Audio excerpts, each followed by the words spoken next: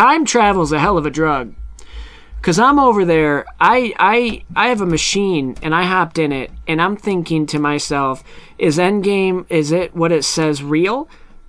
And you can do whatever you want, and it'll just make a new timeline? Turns out, I went back, saw myself, I was fat, I came back still fat, so it definitely doesn't change anything. Okay. Feel free to contribute, guys. I'm enlightened. I know. Time travel, though. I heard it on our... You're misusing it, man. I know. Well, I heard it on our sister or brother podcast, the Going Off Topic podcast. They talked about time travel, and it made me really want to discuss it real quick. And I think it would be great if we could do it and go to different dimensions. That would be great. Or parallel dimensions. Yeah. But that's neither. Hey, Christian, we got a lot to get to. Are you recording? I'm recording. Am I recording? Zach, are you recording? Wait, who am I? Okay, we got Spider-Man 1. Do you really want to know? Yes. We're good. We got Spider-Man 1, Spider-Man 2, emotional impact, storytelling, all of this and more on this edition of Sequel Men, the podcast.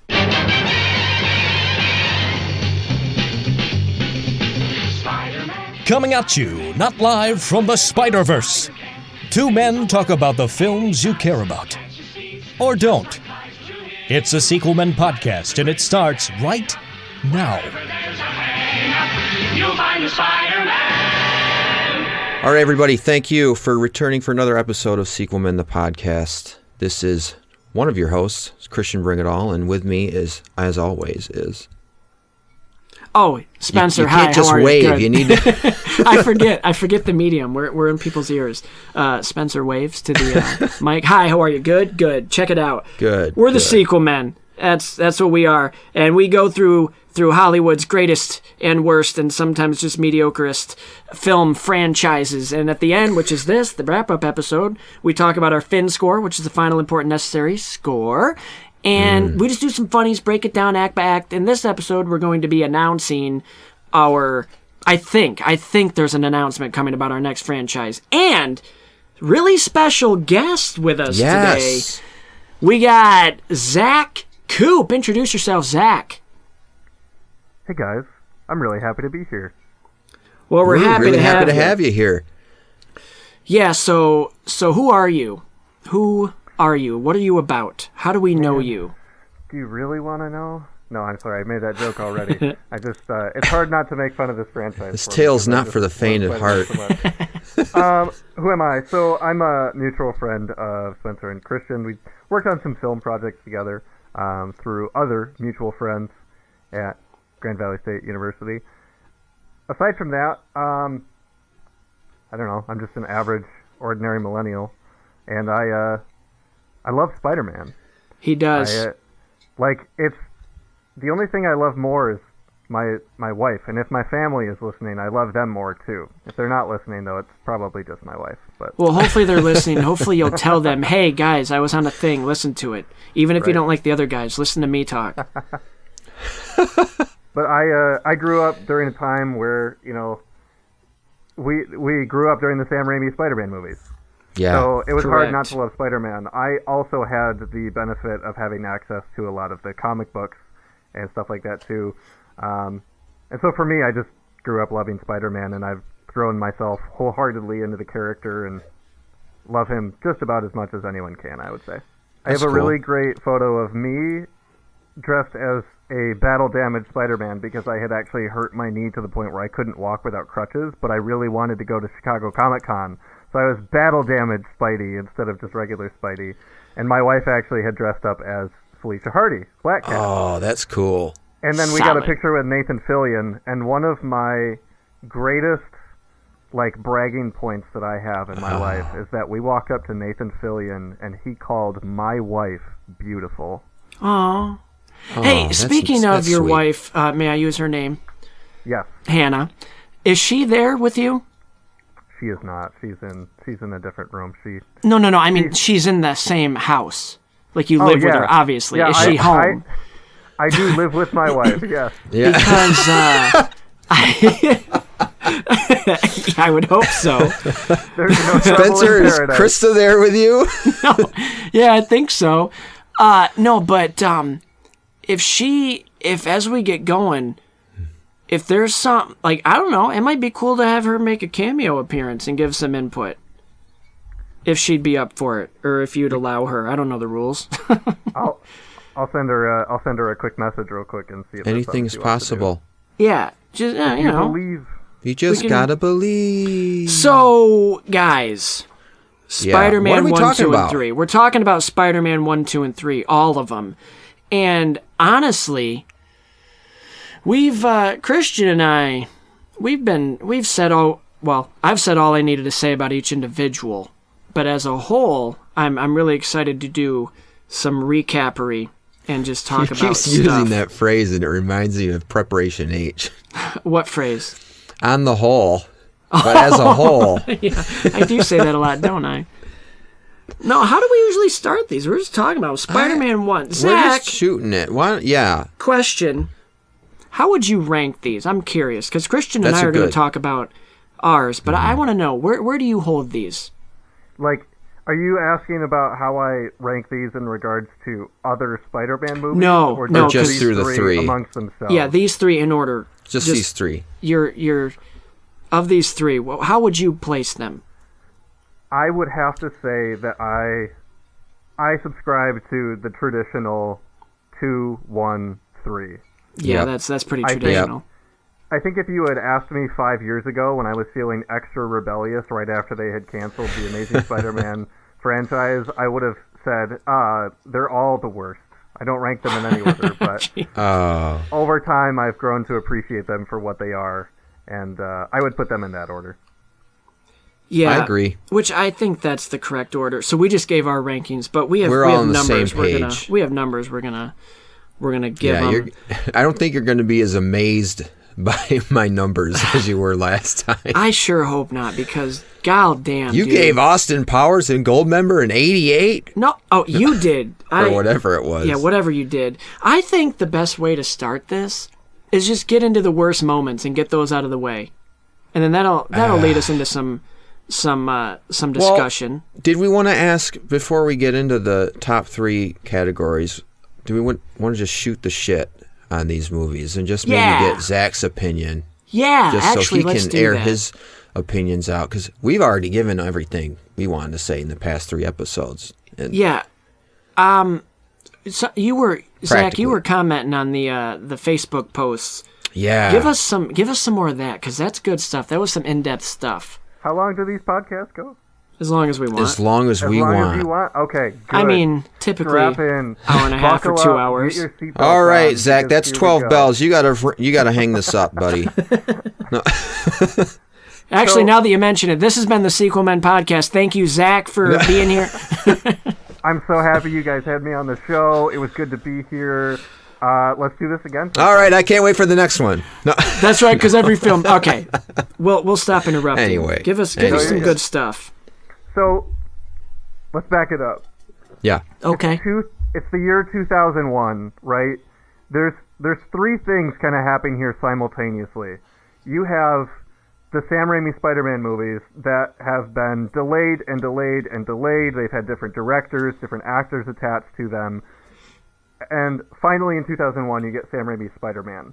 At the same time, you get J. Michael Straczynski coming in to write the flagship Amazing Spider-Man comics. And he developed some of the best stories for Peter Parker and Aunt May and Peter Parker and Mary Jane that existed at that point. So the Sam Raimi Spider-Man movies didn't have that to go off of because it was happening simultaneously. And the third thing you had happening, which was what I was really, really getting into, was the Ultimate Comics Spider-Man, which is written by Brian Michael Bendis. And that was my jam. Like, Ultimate Comics Spider-Man is what got me into Spider-Man more than the Sam Raimi movies. And over time, I've come to realize that the Sam Raimi Spider-Man movies, how do I describe them? You Are not know great. You know the thing where it's like we fed a bot like 20 like Shakespeare poems, and then we had it write its own Shakespeare poem. To me, that's what I've always felt about the Sam Raimi Spider-Man movies. I feel like they're movies that are very well produced. They're very well directed most of the time. They have great production value, just like overall. Like, you can tell that a lot of heart went into these movies and a lot of work, and the stories, especially when you look at like Spider-Man 1 and Spider-Man 2, the story writing is just exceptional.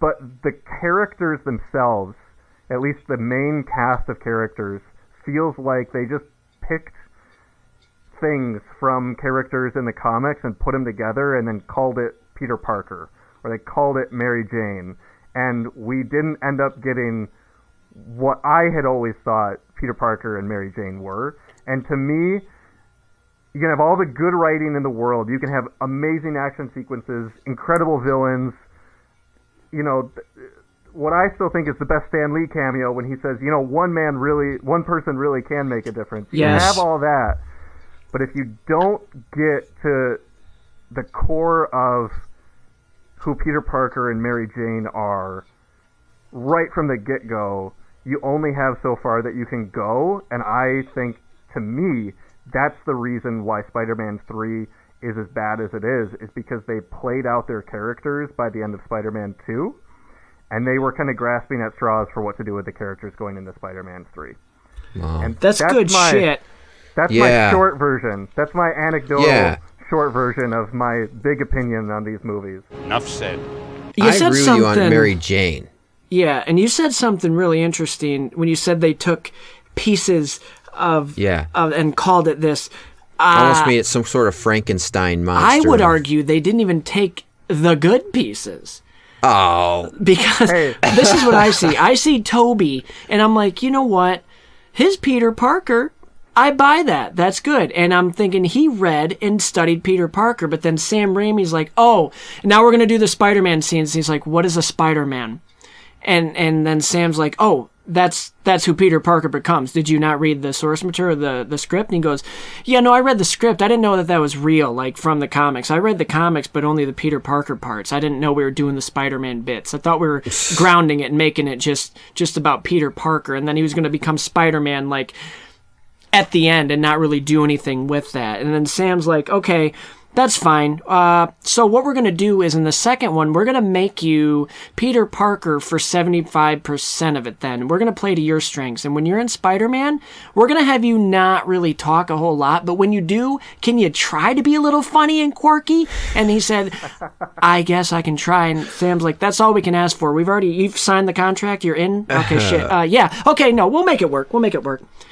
That's how I feel. And that's what I took away from what you said. I'm the sheriff around these parts. Okay. I must confess, I'm not really a big reader of the comics. I have, like, one of the collection books of, like, the first print of the comics, back when they originally came out. Yeah. But I've only, and this was years and years and years after the Raimi films came out, even after the Amazing Spider-Man films, I think, came out. But you know the character much more than probably me and Spencer do, Zach. You do. He does. Wait, let me check. No. Yeah, I think you're right. I would say so. But from what I knew about the character at the time, and after seeing like the trailers and reading the magazine, like the Entertainment Weekly magazine that was featuring Spider-Man and like, oh, coming out in the next couple months, I like Toby's version of the character, I guess. Given it's an adaptation. And I think that's fine. You can have that. But given the time period there, superhero movies, aside from Superman and Batman, we were just getting into the meat of superhero movies. You know, I think we had X-Men going at like kind of the same time. I think did the first X-Men movie come out before the first Spider-Man movie? In 2000, the year before. Yeah. So they wanted to make Spider-Man really approachable for new audiences, especially, you know, like younger kids who probably only grew up with like Spider-Man the Animated Series. Me, yes. But I watched that. Yep. And so, you know, they wanted to make a character who was approachable, and they didn't want to throw in a lot of the baggage that came with, you know, at that point it was like 40-ish years of comics. Oh, yeah. You know, and it's like there's so much we can do, but I think it was interesting, Kristen, that you said you agree with me more about Mary Jane, because oh boy, do I have bones to pick. Not with Kirsten. Not with Kirsten. I'm gonna give Kirsten the benefit of the doubt here. Oh yeah. It is with the way that Mary Jane Watson, and I can't put enough air quotes around that name, the way that Mary Jane Watson, quote unquote, was portrayed in these movies. Because it just wasn't the character from the comic books. You know what's so funny? What's that? Mary Jane's character is the best on screen in these three films. In the third movie, in the third one, whereas Peter is the worst in the It's third like one. she finally was like, oh, wait, you want my character to have a little bit of depth? And Sam's like, yeah, been trying to tell you that for a few films. And then she's like, she fires back. It's like, well, it's hard to have depth and build a character when all you have me do is just be an object for Peter to save, okay? Right, and all I do is scream. I scream so much, you literally recycle my screams from the last movie. And those were great screams. She's a good screamer. Great screamer. Great screamer. Screen screamer. I like that. And I don't want to hijack your podcast. You're not. No, You're no. here. This is yours today, But too. that actually is a very good transition into one of my least 3 favorite moments. Okay. Do we want to Maybe just do them? Spider-Man Let's just do trilogy. them. Let's just do our segment, our Let's three do it. worst. So, I Zach, agree. you go first. Start with your third, and then go up to the number 1 worst, obviously.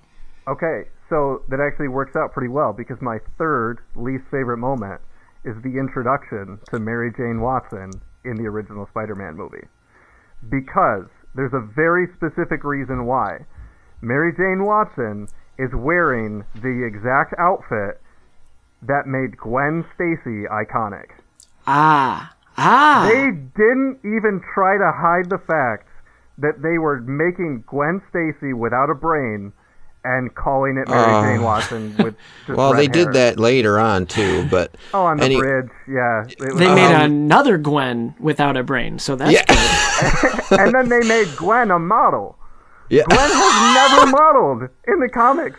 Gwen I has didn't modeled. think so. man. I Mary didn't Jane think so. models.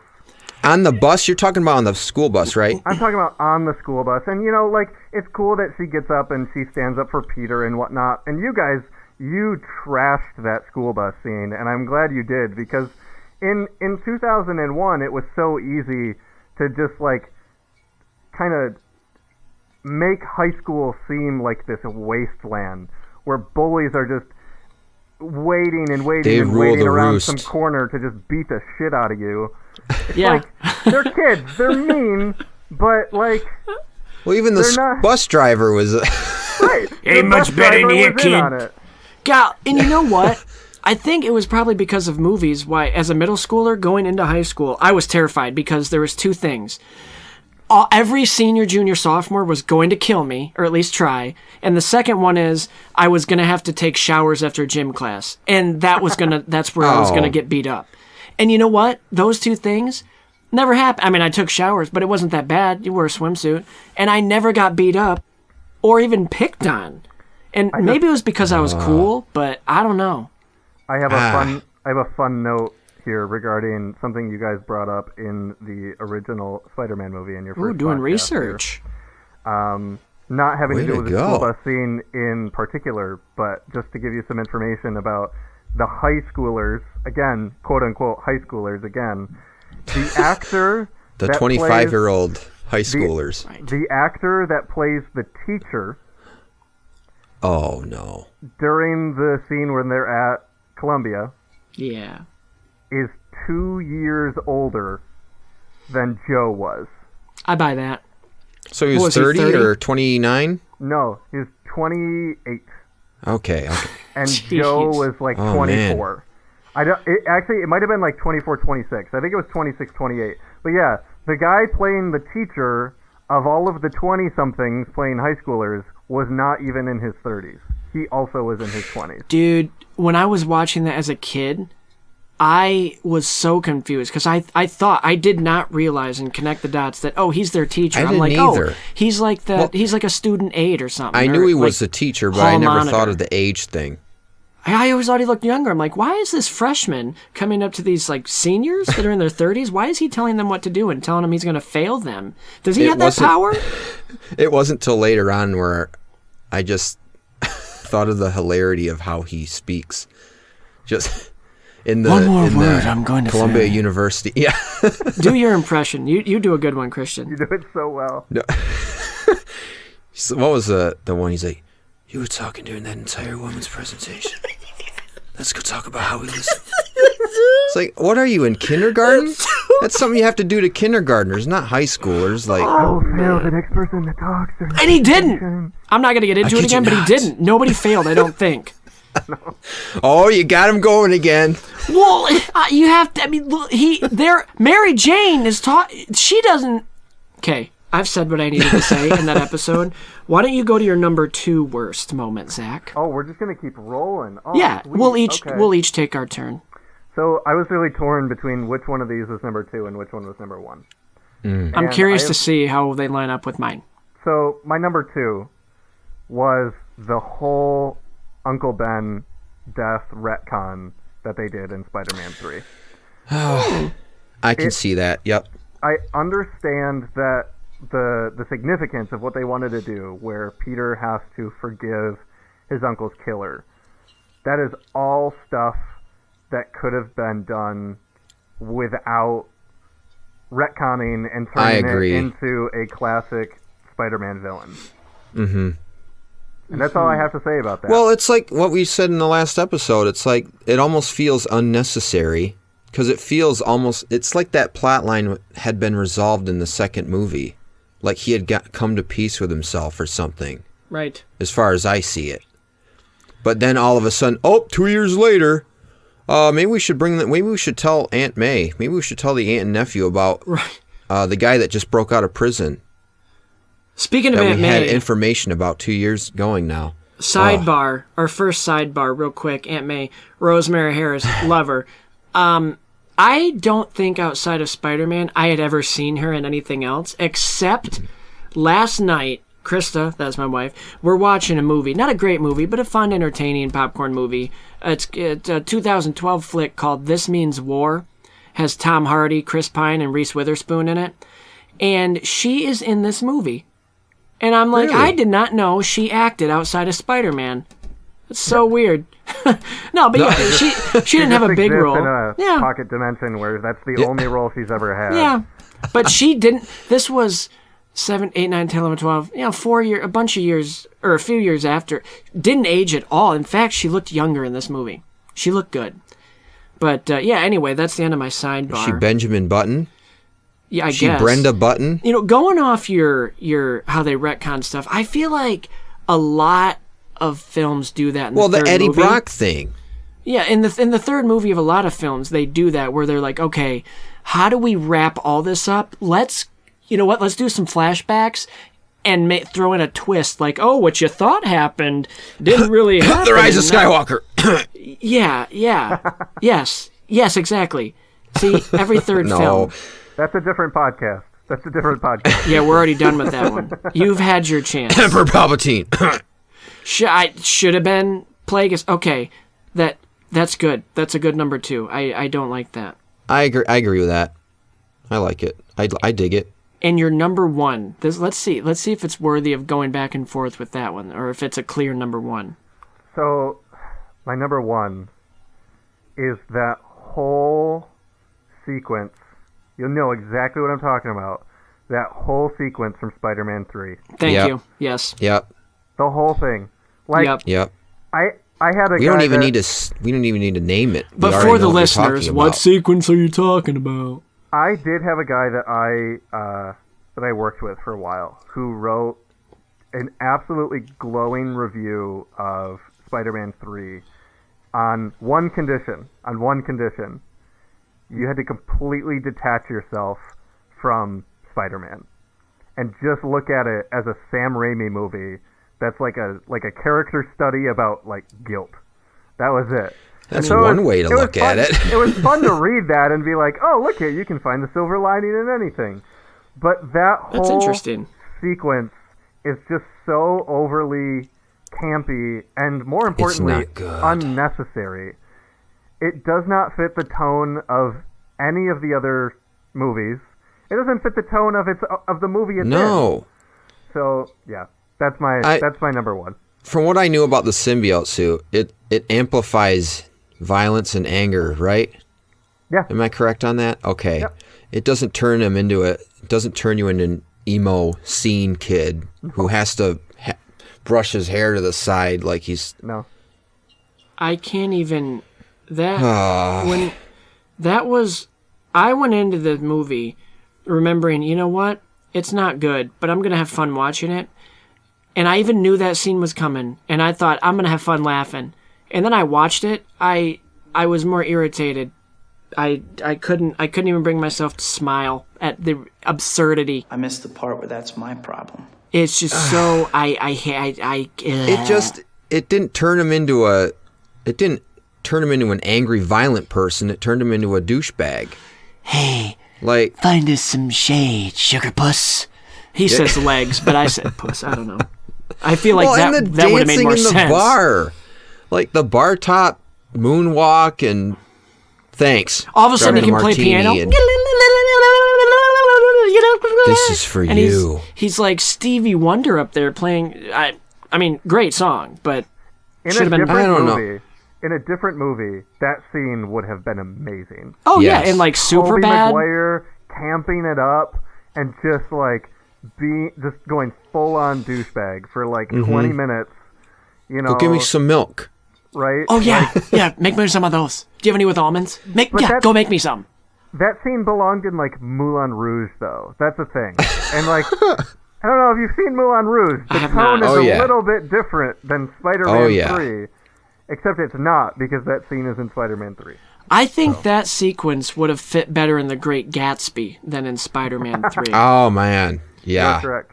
Yep. Because he talked like he was in the 20s. You could do your own edit.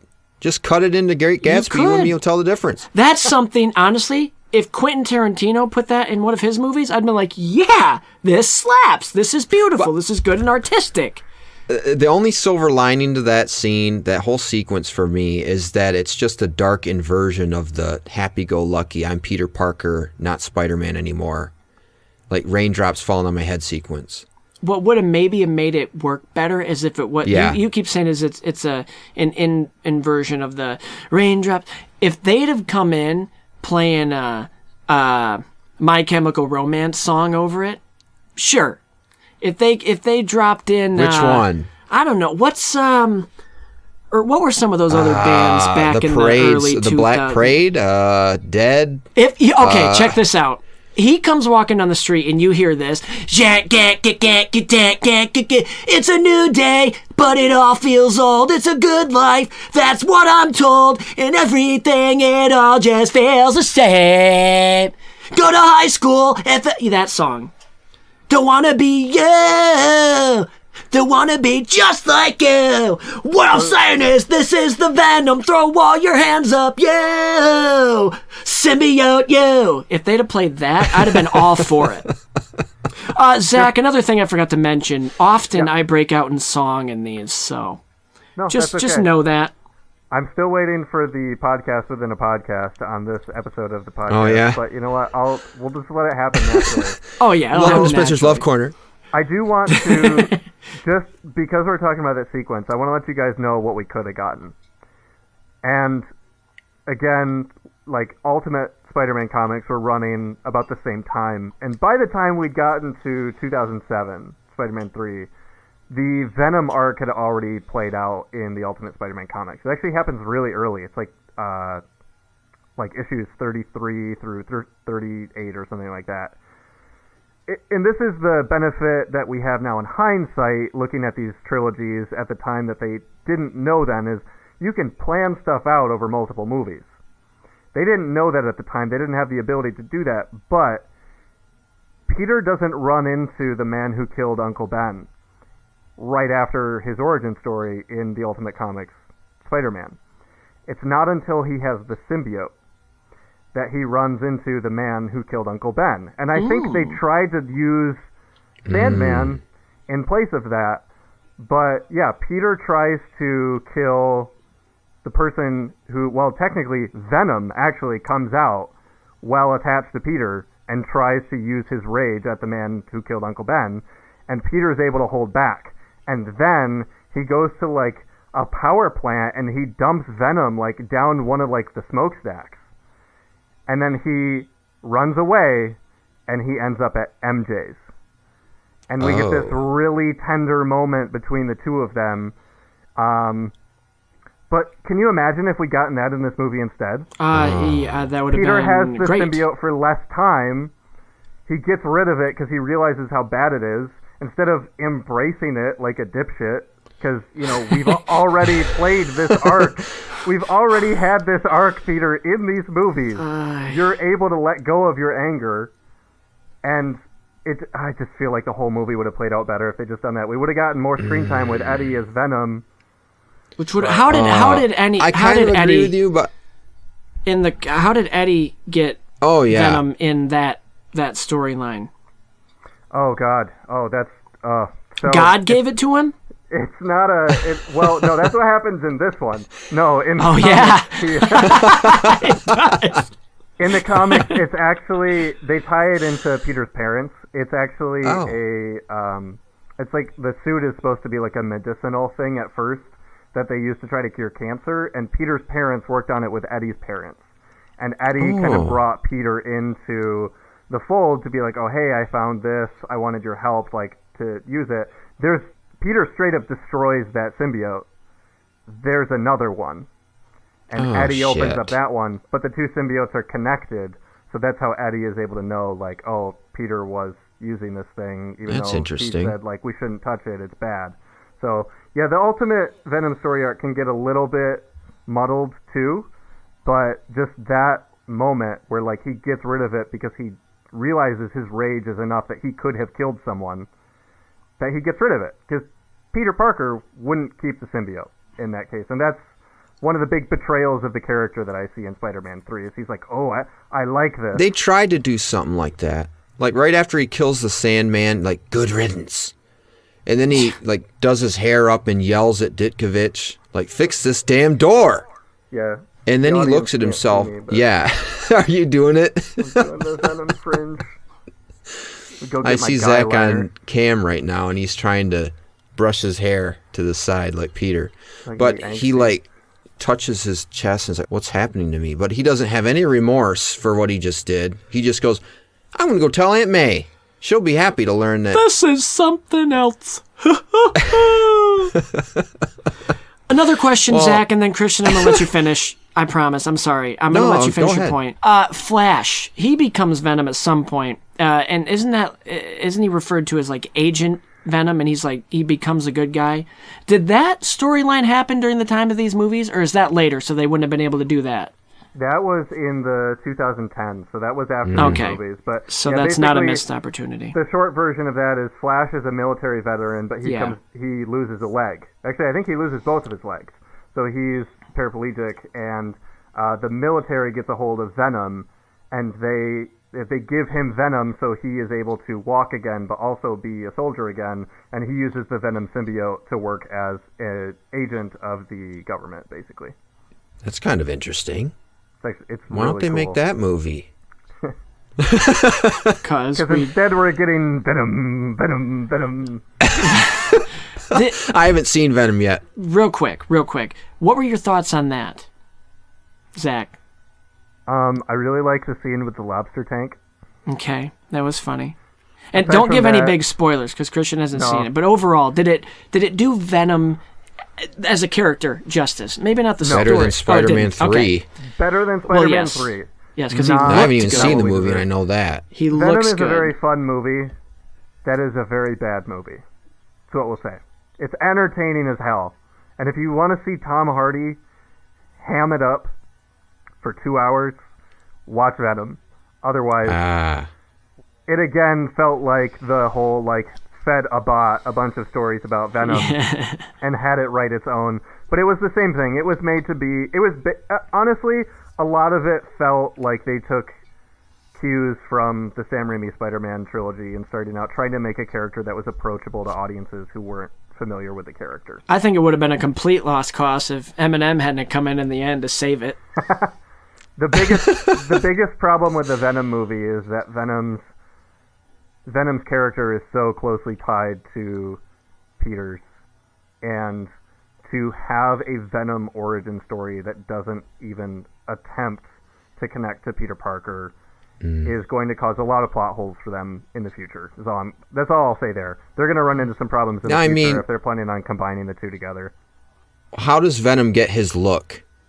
Like how he's kind of that inverted-looking Spider-Man with the eyes and the crest and everything. It's because the symbiote bonds with Spider-Man for so long in the comics that he develops that look, and then he becomes the Rage Monster once he takes over Flash. But how do they explain that in the movie? Yeah, Venom is supposed to have Peter's memories. It's supposed to know Peter is Spider-Man. Because it was bonded with Peter so long, his spider sense doesn't work against Venom. Oh. So there's so much stuff that they're gonna have to do differently now, and they've just made their lives more difficult by doing that. Yeah, no, they're not gonna be able to pull it off. Have fun writing around that. Yeah. I'm just excited to see Carnage, but they'll have to retcon it. Christian, go ahead and finish your point that you started about an hour ago. I forgot what I was talking about. Man, my bad, dog. No, that's okay. Christian, you'll probably come back curious to to it. hear about? Huh? I'm curious to hear your worst 3 moments from I was the trilogy. good seg. All right. Yes. To make up for Welcome it, to we'll the let you Sequel go Man next. Podcast. I'm your host, Zach. My guests, Spencer and Christian, are here with me. Oh, thanks for having us, Zach. I'm a big fan, long-time listener, first-time caller. Wait, is this how our listeners sound like? No. No. Long-time listener. We didn't mean anything from that. No. But, okay, I guess Go I'll ahead. just segue into it. No, Zach already did. You'll just follow his lead. Yes. Top 3 worst moments. Number 1, not the number top 3. worst. Yep. The crane sequence in The modeling? Spider-Man 3. The modeling part? Not even, well... But is that's what you're talking about? That's my main gripe with it. Yes. And, there were a few other worst moments that came out to me. But just personally for me in these movies, I couldn't really think of a lot just because they're so nostalgic. And I like all of them, even though the third one has some huge problems. But number 3, the crane sequence, just because of how absurd it is, that they're just standing there looking out the window again as a beam is coming towards it. Like, get out of there. Run out of the room. What's that thing doing in my shot? Exactly. But it's just... It's your obligatory action sequence, and it doesn't even look that impressive either, the way it was done. To be honest, for me, it's just recreating some of the same motifs from the second movie with the new DP. I think his name is Bill Pope. I know his last name is Pope. But he did The Matrix, and you can kind of see that in these films, or at least the second and third Spider-Man films. But then you just gave up? Yeah. No. Well, no, I mean, the cinema, that there was nothing wrong with that in the third one. It's just, and this is not even just this is just a problem, not even with the scene, but with the whole movie. None of the action sequences look that good. Because when you went from Spidey 1 to Spidey 2, they actually evolved the way the shots looked. I think I heard this, I didn't read it, that's for sure, but I think I heard it on another podcast that was talking about, they did the Spider-Man franchise, and the effects team that did the first 2 did not do the third one. No. So maybe because that's why they're so bad. John Dykstra didn't sign on to the third one. I mean, they're not bad, but they're just not as good. They're not bad, but I don't know. That's kind of a psychological thing too. You think, oh man, John Dykstra isn't there, so then you have I hope it's going to be as good as it was under him. So you kind of have that in the back of your head, but. No, it's just the choreography, the fight choreography, I should say. You know what it reminds me of? It's not as evolved from the first movie. They've really improved on the first movie with the second one. Yes. In terms of the choreography. And as a whole, you know the game this Sorry? This one is just stale. You know the game Sorry? Yeah, sorry. No, the game Sorry has a card. When you draw 10, you can either go backwards 1 or you can go forwards 10. And I feel like they drew that card and was like, you know what? We could go forward 10, but We're gonna go back one. Let's see here. It's just, I'm banging a dead horse, or not banging a dead horse. I sure hope not, Christian. That's all the time we have. We have to get this sorted out. That's a whole nother issue. Zach, thanks for coming. Sorry you had to hear that. No, it's okay. I'm calling 911 right now. Okay, thank you. Might want to get on that. Yes, I'm beating a dead horse. Spencer, where does Christian live? Oh, shit. I'm not sure anymore. Dwight's farm. No, I'm his cousin Christian. Mose in disguise, but Makes sense. no, I'm beating a dead horse here. But the choreography, like the shots, like him and Doc Ock falling off the side of the building in slow motion before they hit the train. It's just the same with him and Sandman in the subway tunnels falling down. Which I do like the ring theory of that, where you have a train scene in the second one, they're fighting on top of the train, and then in this one, they're fighting in the subterranean tunnels where the subway goes through. That's kind of neat to be, just form and style-wise. Yeah. But, yeah. To give some comic book context to this and to get your brain juices flowing. Yes. So, Please do. the Raimi movies do something that I hate. They give you these moments drawn right from the comics, but what happens right before or right after in the movie cheapens the moment. And the crane sequence is a perfect example of that, because Captain Stacy is put into a position where he could very easily be killed by falling debris, and he lives. Now get this, in the comic books, Captain George Stacy is a fierce friend of not only Peter Parker, but also Spider-Man. And he is killed by falling debris while Spider-Man is fighting Dr. Octopus. You think back at what could have been, Yeah. and how you could have introduced a character like Gwen Stacy Moore, and also, you could have put it in two, or let's say Captain George Stacy dies. Peter has a lot more reason to want to put on the black suit and keep it, because with it, he'd be able to save George Stacy, whereas before, he probably wouldn't have been able to. So, I like that's some that. interesting context there. Missed opportunities there. I like you. See, that's why you're the perfect guest for this, because I was hoping to get some comic book, like, what they could have done, what they should have done, what they didn't do, what they did do. It's insightful. It is. Number 2, Christian. Number 2, the Sandman reconciliation at the end of Spider-Man 3. Okay, yeah, good. Partly because, and this is a thought that occurred to me earlier today when I was writing down my notes, show notes and things like that. If they had put that scene after the Harry Osborn scene, it would have worked much better in terms of the structure of the editing. Okay. Because I don't mean to just reiterate everything I said in the last one, but you have meanwhile, Harry's a floor below you, dying, bleeding out, and you're having a heart-to-heart with Sandman about your Uncle Ben, which... Wait, yeah, when you put it that Spider-Man way... 3, in Spider-Man 3, the whole Sandman thing, and I'm going to get into this much later when we get into the Finn score, but I lost my train of thought. His whole arc in Spider-Man 3 is learning to put the things that he loves in, like, a priority. Oh, right? Yep. Like, that's his whole thing, is, like, prioritizing the things that he loves and giving them the attention that they deserve. That was even a thing in 2. Right. That he kind of was reconciled by the end of the movie. I can be Spider-Man and have the girl. I can have MJ and be Spider-Man at the same time. Meanwhile, your friend is bleeding out a floor below you, and you're talking to the guy you've said, like... Harry! Actually, wait a sec. The guy you thought Flint, you killed. Explain yourself in 5 minutes, because I have to go. My buddy down there who just helped me defeat you guys, he's bleeding out, and I could probably save him, but Come on, Flint, why don't you you're on the tell clock, me? Man. You have 5 minutes, and maybe that's even too long. In fact, it I mean, probably he could have is. saved him. Yeah, probably. We got to listen to this really slow scene where we see the truth of what happened with Uncle Ben, but we as an audience, we don't need audience. We don't need to know that. Audience, we don't need to know that.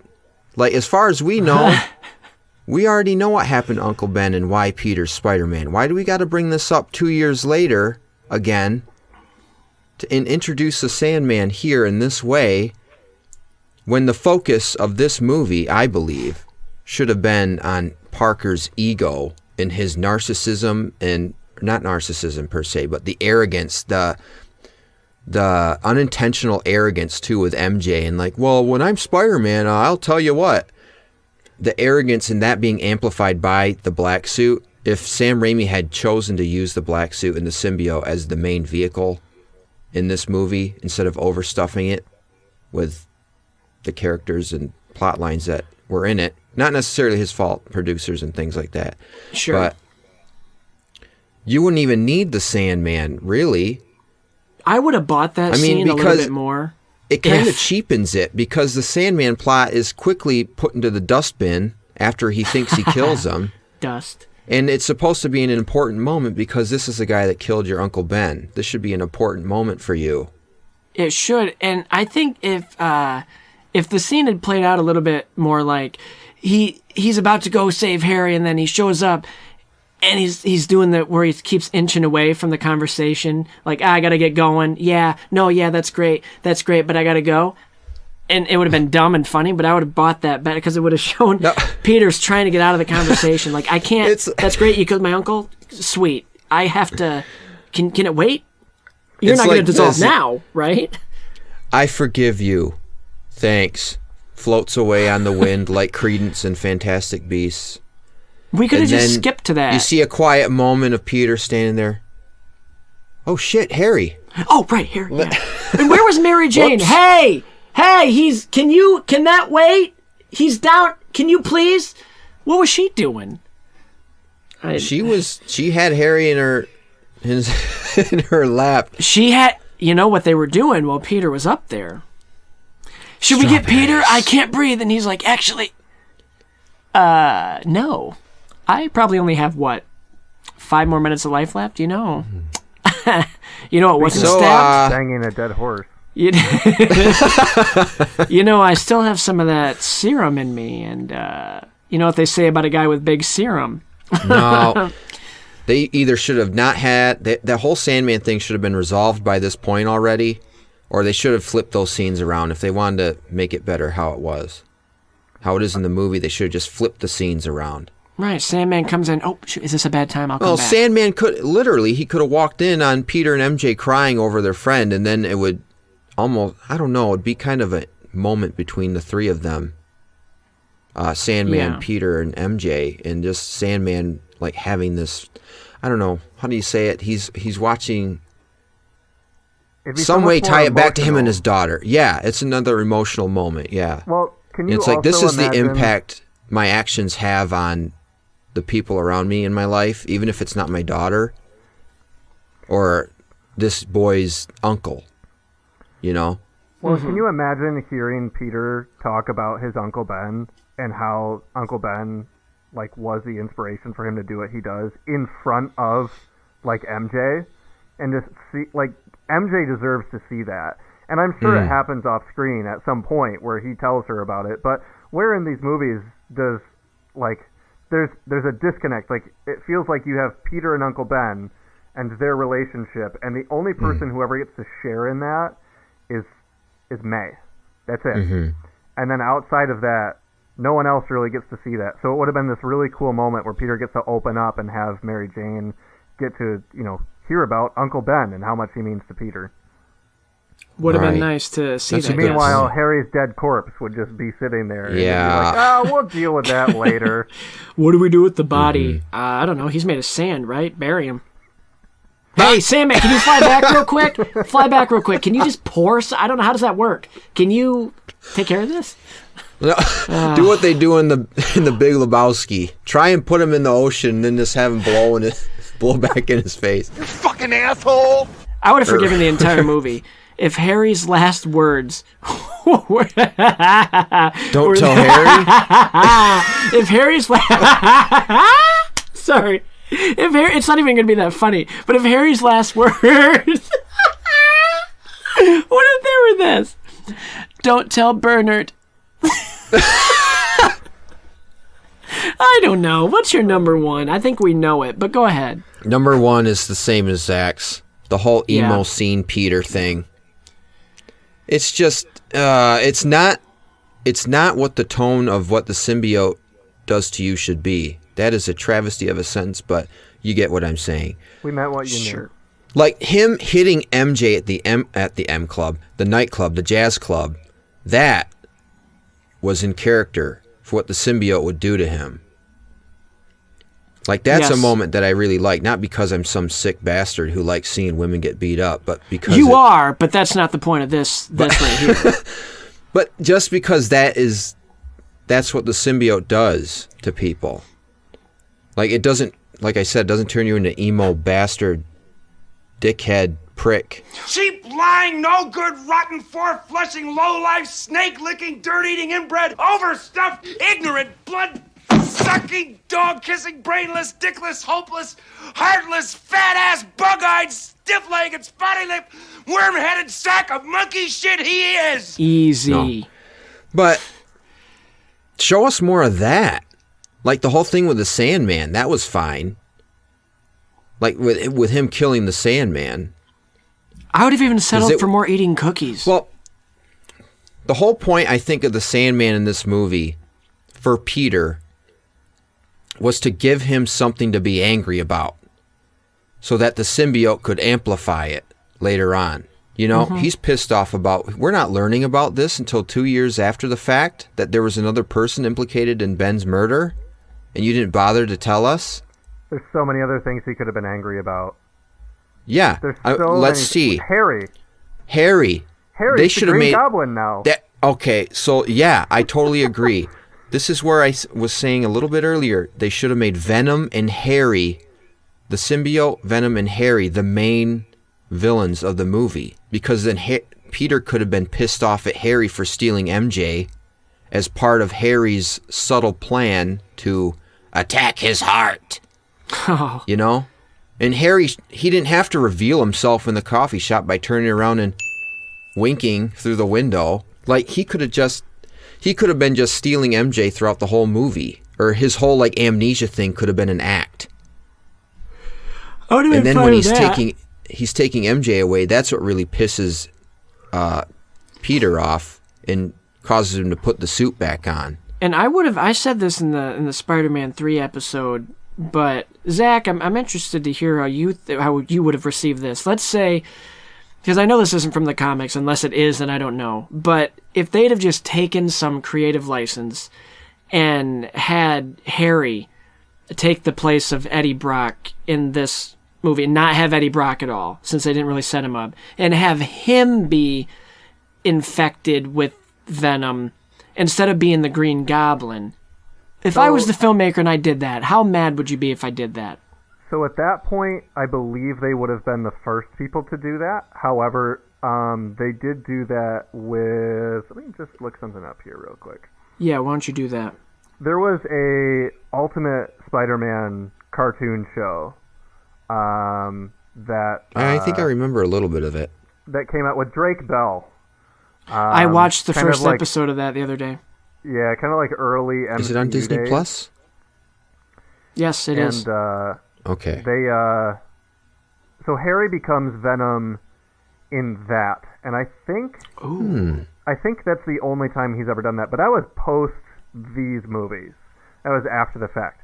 But Harry actually became a very intriguing host for Venom in that series in the short time that he had it.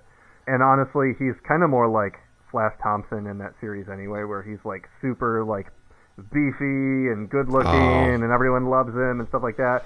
Whereas like in the normal comics and whatnot, he's a drug addict, man. Like he's tweaking, and that's like why he becomes the Green Goblin, is because Norman they flipped character arcs here. So in the comics, Norman gets into a fight with Peter after discovering who Peter is, that Peter is Spider-Man, and he threatens all of Peter's loved ones. And instead of Norman dying at the end of that fight, he loses all his memory. And so Peter spends like months like, oh man, does he still know? Is he still the Goblin? He seems like he doesn't know. My spider sense isn't going off anymore. I think Norman's okay. And then by the time Norman gets his memories back, he's like, okay, I can't be the Green Goblin now, but I'm going to manipulate my drug addict son into being the Green Goblin now, and he's going to do what I say because I'm his father. So that arc's very different. But no, Spencer, I heard you talk about that in the episode 3 podcast with Harry being Venom, and I think it would have been really interesting. They would have been the first people to do that at that point. I would have been fine with that. But That I think would at have that been time interesting. they were playing it. They're like, we don't want to be too extreme because the MCU isn't a thing anymore. I mean, they've taken tons of creative license, and nowadays in movies you do that because you've seen everything. You want to be They got to do original something and creative. different. Yeah. But if that would have been a big innovation for the time. But at the time, that was like the first Spider-Man, so they're like, let's just play it. Make characters who they are, and screw up the story instead of the characters. It's like what Zach just said about the drug addiction, and you even mentioned that, like the whole symbiote thing. It's almost like a drug, would you say? Yeah. In the last episode, that could have tied into that. But then again, you didn't establish Harry as a drug addict in Spidey 1 and 2, so Right, no, they couldn't. wouldn't That would have work. been a complete. That wouldn't have worked at all. Speaking of not talking about characters the way that they are, I want to just take a minute real quick and talk about a character. And we talked about her for a little bit. And then, Spencer, you can go into your 3 words. Thank you. Mary Jane Watson in the comics is a fiery, temperamental redhead with crazy amounts of charisma. She is the party girl. In fact, when Peter and her start dating, he breaks up with her because she's so, like, party all the time, doesn't really seem to care about other people that much. And then Peter starts dating Gwen because Gwen is actually interested in him. And it's not until after Gwen dies that Peter and MJ start having a more adult relationship after that. This Mary Jane Watson is not temperamental. Well, she is one time. She says, and I quote, "Don't make me look ugly." Yeah. That's about as temperamental as she gets. That's right that's there. impossible. I'm like, hey, calm But down, MJ. Mary Jane Watson is the heart of the party. She is out at clubs. She is the one throwing the parties with everyone coming over. She is, at the time, the stereotypical, like, party girl, to the point where, like, people would talk about Mary Jane and be like, oh, that girl, she's a little too wild.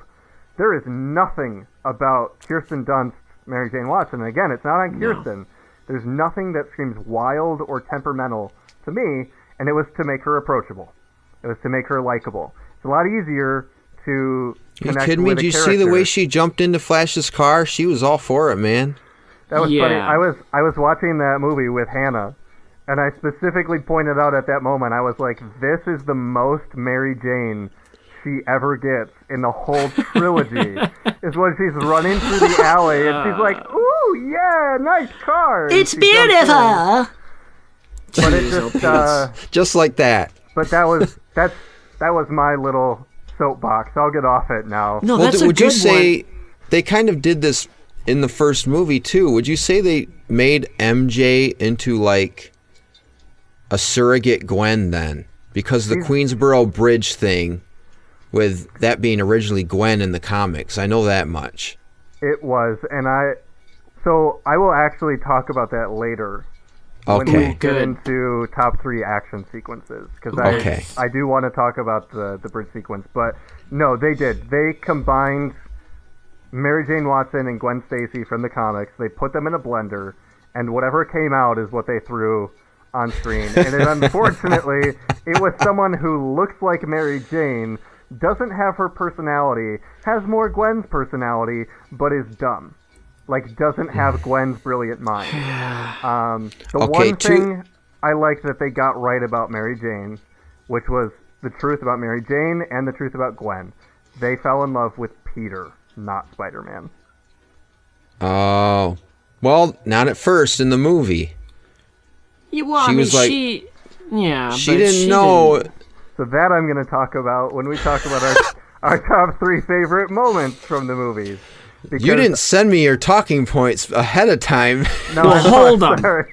Whatever hold. That's good. I got Save them everything. Right here. I'm holding. Look at that in paper. But right? I will. That's paper.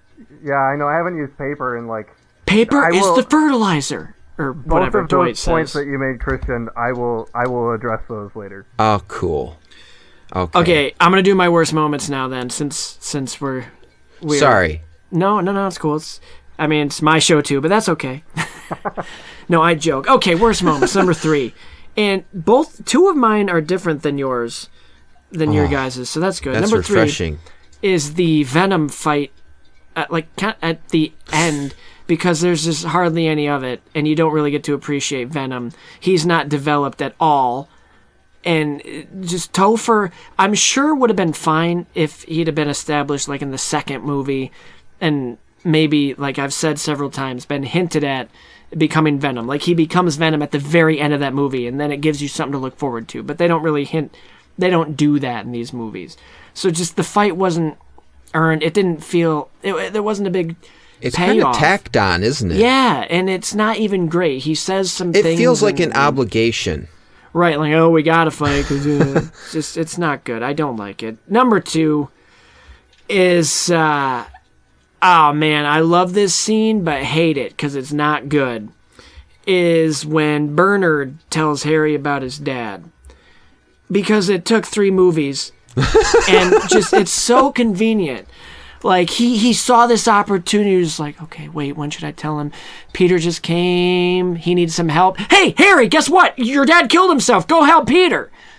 Okay. I'm convinced he has Alzheimer's. Maybe, Like, and if they said I feel that... like he's like their grandfather that they keep around. He's not a butler. He just lives there, man. Like, that's what it was at that point. That's how you explain that. He doesn't even know what food or guess is. Guess, sir? Yes. I don't know how to answer that, Bernard. But can you get us some food? Food, sir? Food, sir? I don't Meanwhile, care. I'm painting my still life. Get us some oats. I don't care. We have a guest coming over. And then it goes back. Guess, sir? We've covered this, Bernard. Your Alzheimer's. Take your pills. Go to bed. My number 1 worst moment, it's the emo Peter. We don't even need to go into it anymore. We beat that dead horse to death.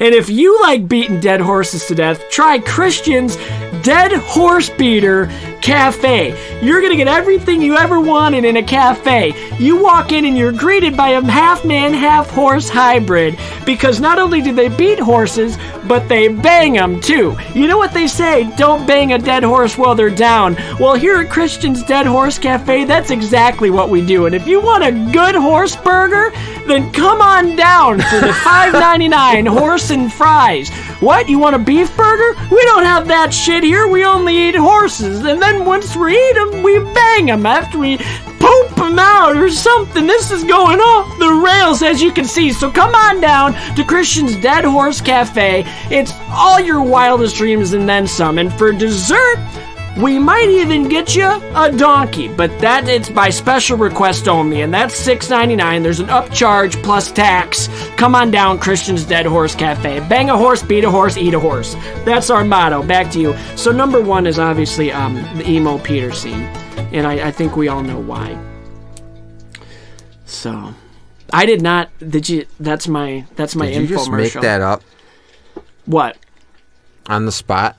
Yeah, that's what I do in the wrap-up episode. You know that. I just wait for a moment, and it came to me right there. I like the one you came up with on the Toy Story one best. Oh, that was the best one for sure. The slingshot or whatever it was. Oh, that was so a good funny. one. But that's you'll have to. So let's move in. Let's just move in. Do you want to just move right into the best moments? Just yeah, segue. let's do. How about this? We'll go reverse order. So I'll start. Thank you very much. I'm going to take this opportunity.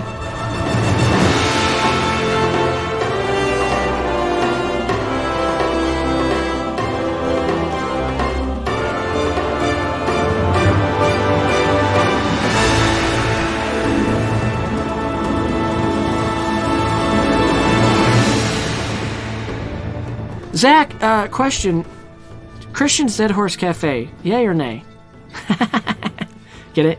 Nay? No, but... That was a joke worthy of Spider-Man. Thank you.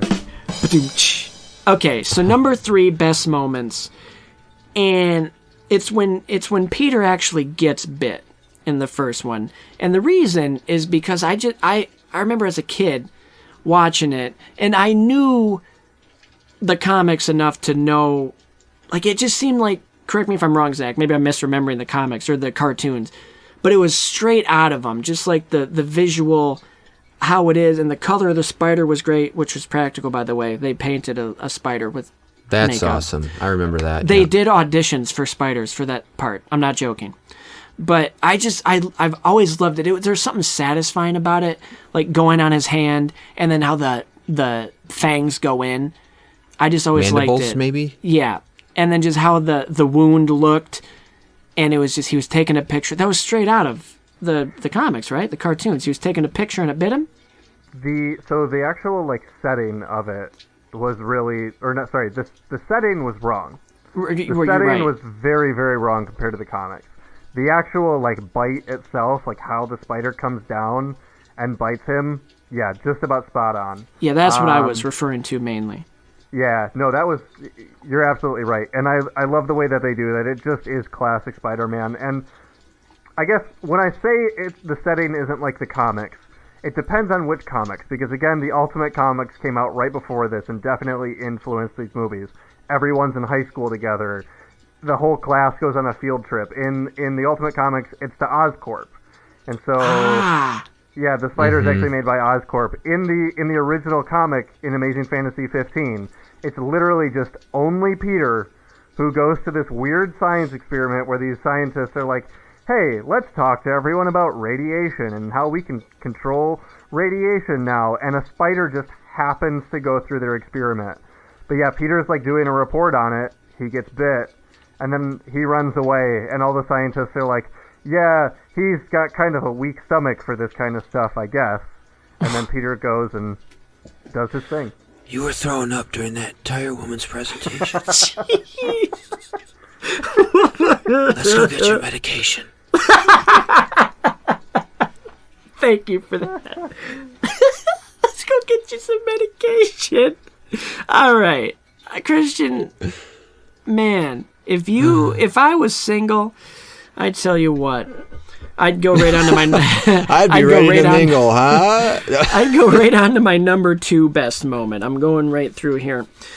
I love this scene. And the only reason it's not number 1 is because in the same movie there's an even better scene. But when Doc Ock is born, air quotes, when he's face down and the arms are just killing all of the doctors and stuff. And I just there's no music. It's showing Sam Raimi's horror movie roots because he was more known for that, like I've said. And it was just, for a PG-13 movie, they really pushed the limits there. And it made me want, even if we got like an R-rated version of just that scene, I would have loved it. And then he wakes up like not knowing really what happened and then realizing because the arms tell him. It's beautifully shot. The setup for it where the doctors are just kind of going about their anybody take shop class because they don't know what's coming. And it's horrifying. It's scary. And it's just the arms. And it's showing the true nature of these things and the true power and what they're capable of. And I think John Landis is in that scene. He is. I think he's... Did you say that? I think he did. Didn't.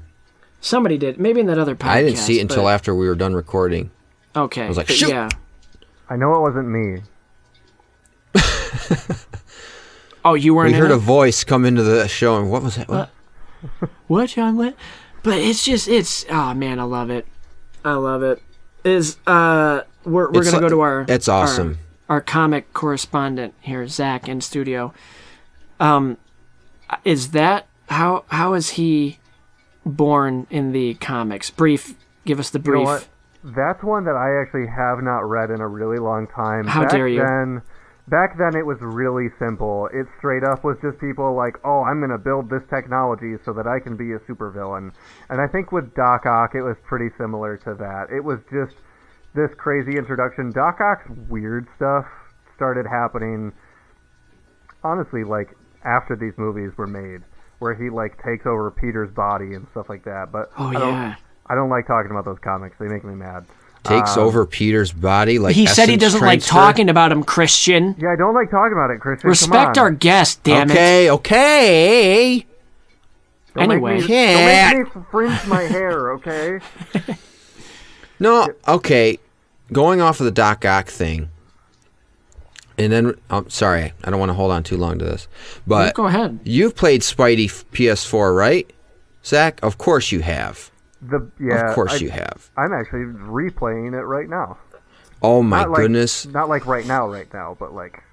The characterization of Doc Ock in that game. No spoilers, I haven't played it. No spoilers. It's so well done. My nephew has that game, I should borrow it. The way they did it from, I don't know, it's almost a cinematic standpoint, but just the character development wise and his motivation and what happens, and you got to play it. I don't think that version of Otto Octavius would exist if it wasn't for Spider-Man 2. Yeah. And I think that Spider-Man 2 is a case of them doing a character better on screen than they ever did in the comics. Hey, they got one thing right. They sure did. Yeah, that's awesome. I was just going to say, because they're both like made out to be these sympathetic... They're not bad until something happens to them. I'm not a bad guy. I just have bad luck. I will not die, a monster. Yeah, it's so... His whole... Oh, man. Which brings me to my number one. Well, those are the best scene. villains. Anyway, go on. Sorry. Yeah, well, we'll get to it. We'll talk about the villains. But my number one best moment, the train in Spider-Man 2, and specifically since we're talking about moments, obviously the fight's great. And we have a category. We're going to talk about our 3 best fight scenes. But when Peter is just given every little bit of energy and strength he has left in front of the train, putting himself like in the front, like he's going to be the first one to go if it doesn't work out, or even if he dies saving them, he doesn't care. And you can see, yes, and the webs are holding the imagery of him on like the cross with his arms out and his suit's ripping. He doesn't have his mask. So you can really see that it's him. And they had to do that, by the way, because you have to see the emotion on his face. It wouldn't have been as good if he had his mask on and you couldn't see his emotions, because the eyes didn't emote. Maybe in the cartoons it would have been fine, but you had to see him as Peter, because then it makes you realize and remember, oh, he is just this like high school. No, I mean this young kid, really, this college kid, like just underneath the mask. And acting wise, Toby did it justice. I'm glad you said that, because it just made me realize that it goes along with the whole theme of Spider-Man 2, of him trying to live with 2 identities, really, Peter Parker and Spider-Man, and how to reconcile between the 2 of them, and not being able to have Mary Jane and stay committed to Uncle Ben's wishes, and great power comes great responsibility, that sort of thing. Just having him have to do it without the mask on just accentuates that. It's almost like it's not Spider-Man doing that, it's Peter Parker. Because you see his face instead of the mask and the suit. It's both combined. You don't get that a lot, like the emotion behind Spider-Man in these movies, because the mask doesn't emote. Like I said, you can't see his facial expressions and how he's reacting. It's just a mask with eyes, and he just looks... But it gotcha, and it just worked, and then he passed out, and they caught him. It was great. There's a really cool moment in this scene, and I can't remember if I remember hearing about it on your Spider-Man 2 episode or if it was something else. But the speech that May gives earlier, here's what she said. She says, "We need a hero, courageous, sacrificing people, setting examples for all of us. Everybody loves a hero. People line up for them, cheer for them, scream their names, and years later tell how they stood in the rain for hours just to get a glimpse of the one who told them to hold on a second longer." And there's a really cool moment right at the end of the train sequence where the train has stopped and Peter holds on for just an extra second, just to make sure that everything is settled and that everything's okay. And that's when he drops, is after he's held on that extra second. Nice. That's really good. That's really tight. Nice. That's tight. I like that. I like you. I'm glad you're on this show. Wow. Yeah. So little details in the storytelling. Mm-hmm. They hit a stride there. What a magnificent script. And yeah. So that's where. Go ahead, Christian, with your top then. Okay, number 1. Number 3. Go ahead. I'm not mad. Top three. It's the symbiote talking. Okay, I'll lump these two together. Well, it's really the same scene. But when Uncle Ben dies and he... Peter. No, Peter. it's not funny. Stop laughing, it's Christian. not. No, go but ahead. no, when he's, you know, he passes... I'm picturing crying face Peter, yeah. But when Uncle Ben dies, you get the cue Revenge on the soundtrack from Danny Elfman. It's when he's running down the alley and he puts the what is it called? The baklava? You can just call it a mask. That's okay. A mask. Yeah, go ahead. Yeah. Go ahead with that. But no, just that whole scene when he's first learning how to use like his web swinging powers for real. As a fan of Spider-Man, it is hard not to get chills in that. I feel know, like you're right? right there with him, experiencing these moments as he's doing it, and they nailed the web swinging in that. It just, it's inspirational. Exactly. The music gets you pumped. He's like crawling up the walls for the first time in his suit, his little rudimentary sweatsuit, all that. And then he gets to the top and he's like, oh shit, what am I going to do? I got to do it. And he just shoots his webs out. And you see him like struggling, like how do I maneuver between the skyscrapers? And it's him first learning how to do it. But by the end of the movie, you get the Queensboro Bridge sequence where he's like spinning around the beams and everything with his webs, and he lands smack dab on the middle, no loss of balance or anything, shoots off from the flagpoles. And it just shows like that arc for Peter as a character. You know like what the that beginning scene... of the movie, he wasn't Spider-Man yet, but at the end, he's made that transformation and he's become the Spider-Man with all the skill and agility that you'd expect. You know what that scene really makes me want to do? Like, I get hyped. And it makes me want to go out and, I don't know, I'm just thinking off the top of my head, put some, like, corn syrup on my hands and try to climb up a wall. All right. Do you get that, Christian, at all? Like, have you ever tried that? Nonsense. What kind of idiot would do that? I don't know. Zach, you ever tried I don't that? know. I feel that way when I wake up in the morning, man. It's like a daily thing for me. I wake up first thing, I'm like, tally ho, and I just go for it. Hey. What? I tried, and that handprint was on the siding forever. Yeah. I don't know. It might still be there. Dude, it was very difficult to get off. We've all done stupid stuff when we're 18. It's okay. No. Why don't you just give us your number 2 best moment and put that behind us? Here's my number 2, the train sequence. And you already went through all of it. Just the fight choreography, the action, the music. I love the music. Just the little musical cue that happens when he starts shooting the webs out. Like all at once. The second time. Not the first time. I just love it. The strings, all of it. Like when he goes through the overpass, he twirls in the air, goes through the overpass, right, slices through there. That's so cool. That is so cool. And that's all I have to say about that, Forrest Gump. Okay. Number 1, baby. Number 1, Peter tells Aunt May the truth about what happened. That's your number 1 best moment, huh? That is my number 1 best moment. Because... I love how that's acted by both of them. Oh my gosh. It's phenomenal.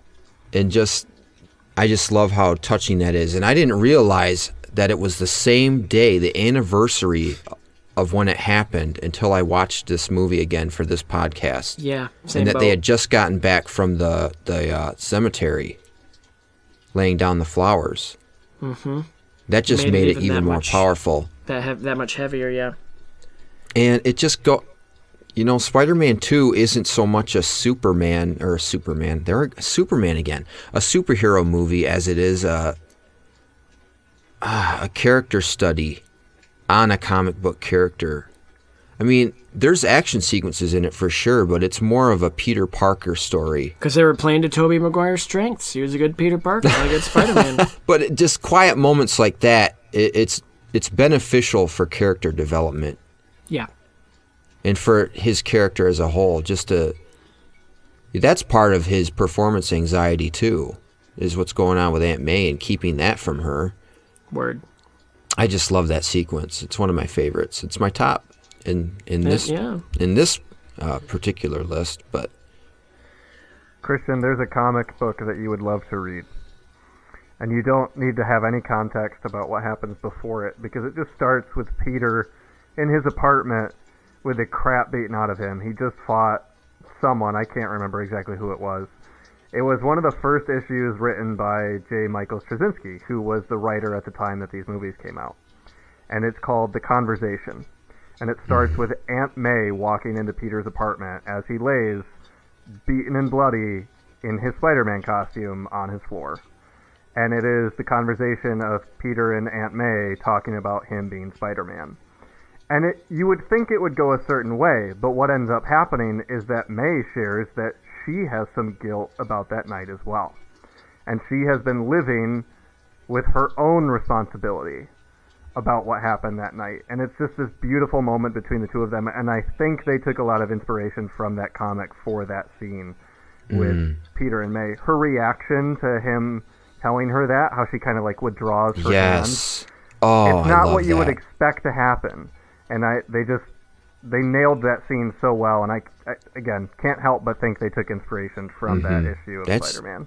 That's fantastic. I need to read that. I need to check that out. Yeah. Where can I get that? Like Barnes and Noble, or you probably find it online somewhere. Yeah, but... if you can subscribe to Marvel Unlimited, not a sponsor.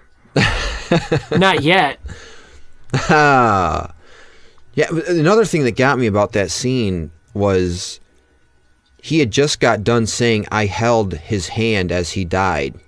And he goes to hold her hand, and like you said, she withdraws and just kind of slowly walks upstairs and shuts the door. I love how that scene lingers, too, of just him sitting there. Like, it allows the audience to absorb it as well. Almost like Aunt May's trying to absorb it. Yes. But that's tough to hear. It is tough to hear. But you know what's not tough to hear? Superfan Zack's top 3 favorite moments. Woo! Man, king of the segues, baby! Just whip out my notebook here. Number 3. The creation of Sandman. That is a beautiful scene. That is To a good me, one. that scene is the Otto Octavius birth of Spider-Man 3, basically. It is the scene where the director got to do what they wanted with this character and show them coming to life. And there's really not much to say. The scene speaks for itself. It's beautiful. Oh, yeah. It's the birth of a supervillain who's not really a supervillain.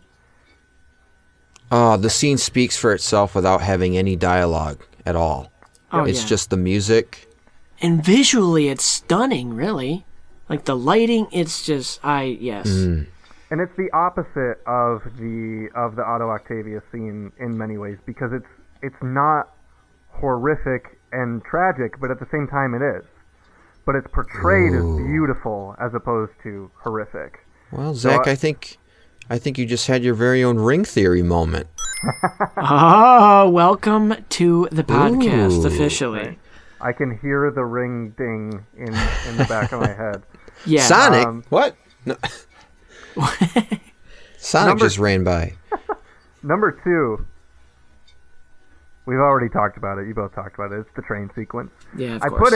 put it in here because I think that there is a better action sequence from that movie that made it into my top 3. But that scene, the train sequence, deserves to be in the top moments of the trilogy. It doesn't get to be relegated to just being an action sequence. It's so much more than that. Yes. Number 1. Not one that you guys were expecting, but we get to something that Christian was trying to talk about earlier, and I said, no, Christian, wait. I'm going to talk about that later. Well, it's later, bitches. It's later right now. In Spider-Man 2, after Peter...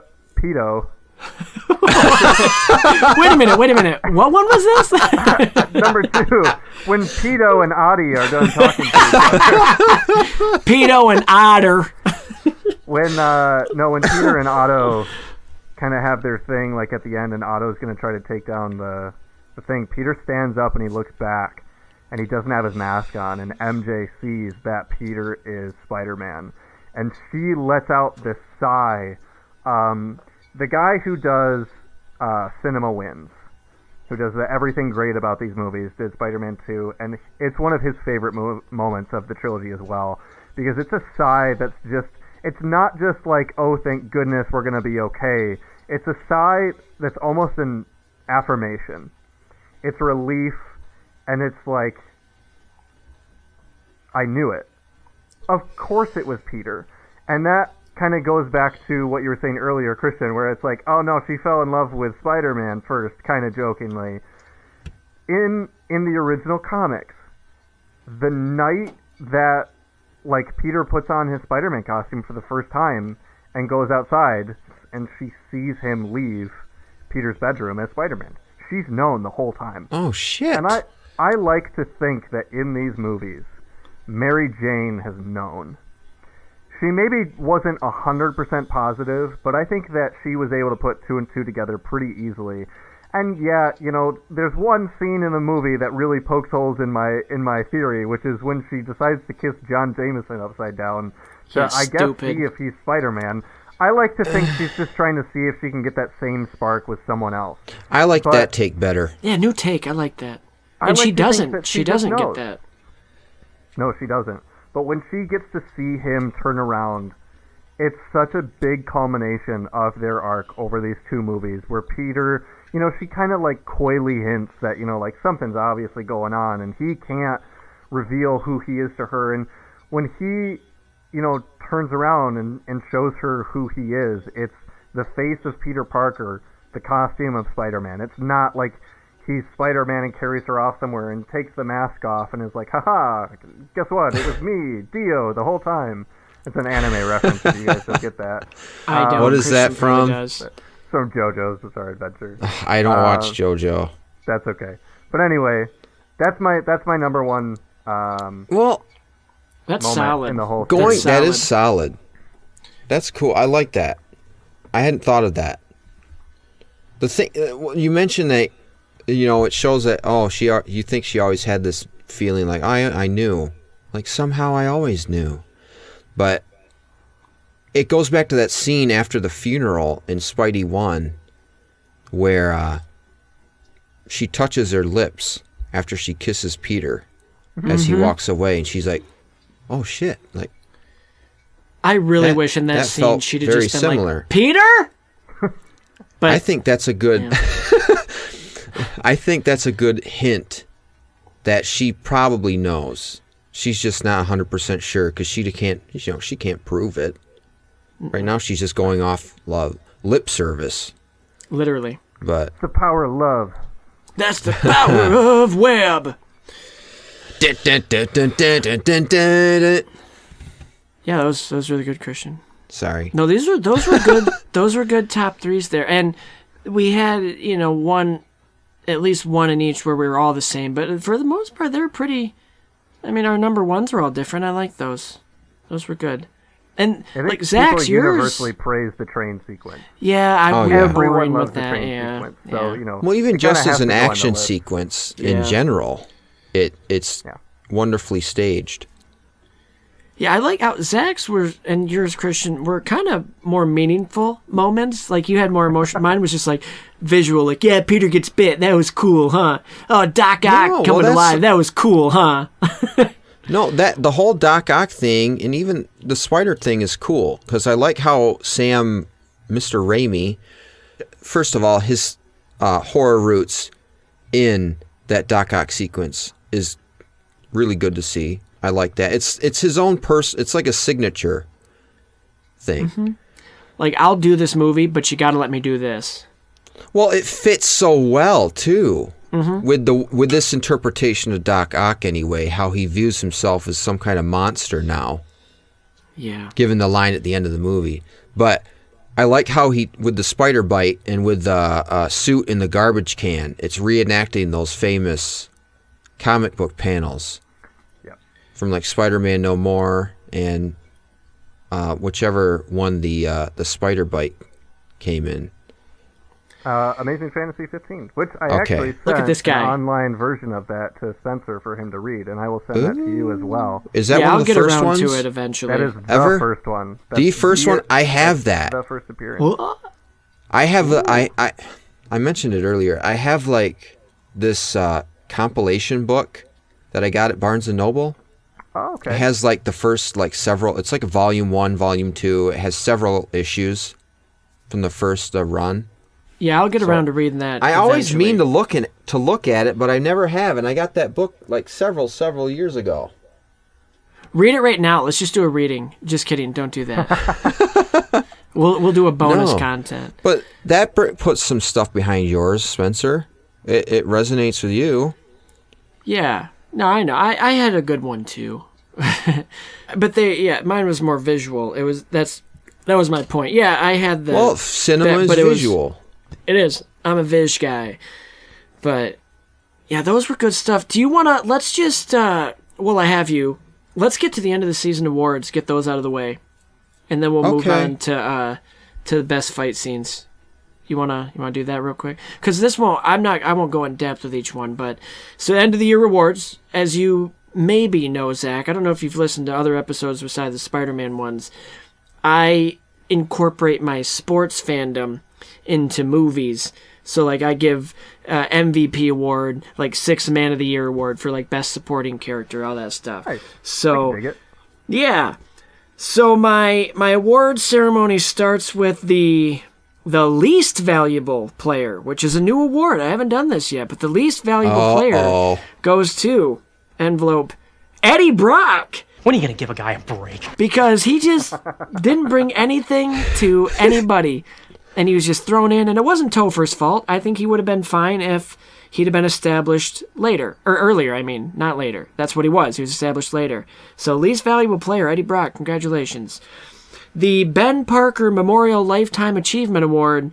Now, I don't even have to say this out loud, but I will. Aunt May, come on. Look at her. Oh, She's yeah. the oldest member. She's achieved a lot. She's right there whenever Peter needs her.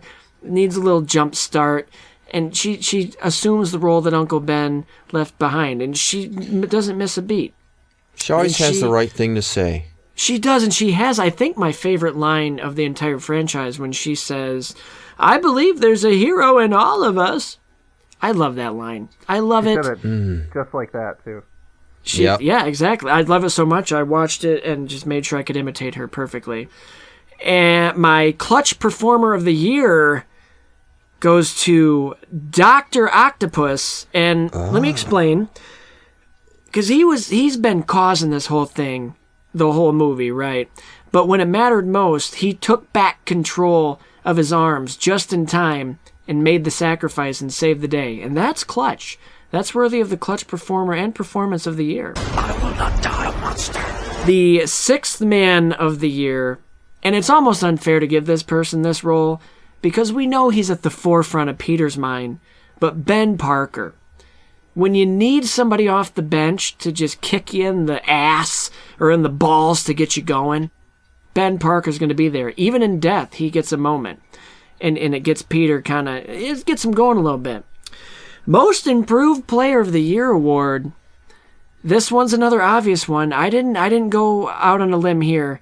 Mary Jane, and I know she is never great, but I'm talking from a performance standpoint. She only got better, in my opinion, as the movies went on, even though she was mainly still treated as an object and a hostage and a plot point, or a plot object. What's the word? Plot device.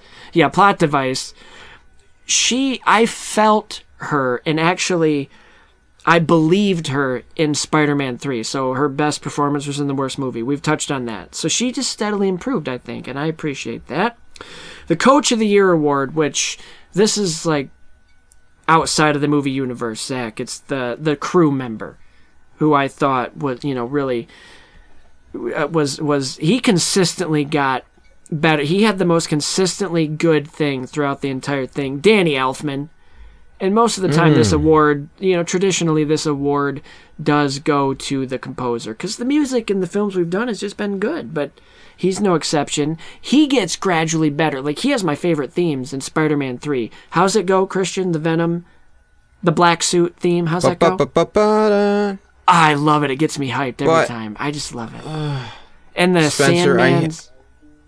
Yes. What? Were you about to tell me bad news? Yeah. What?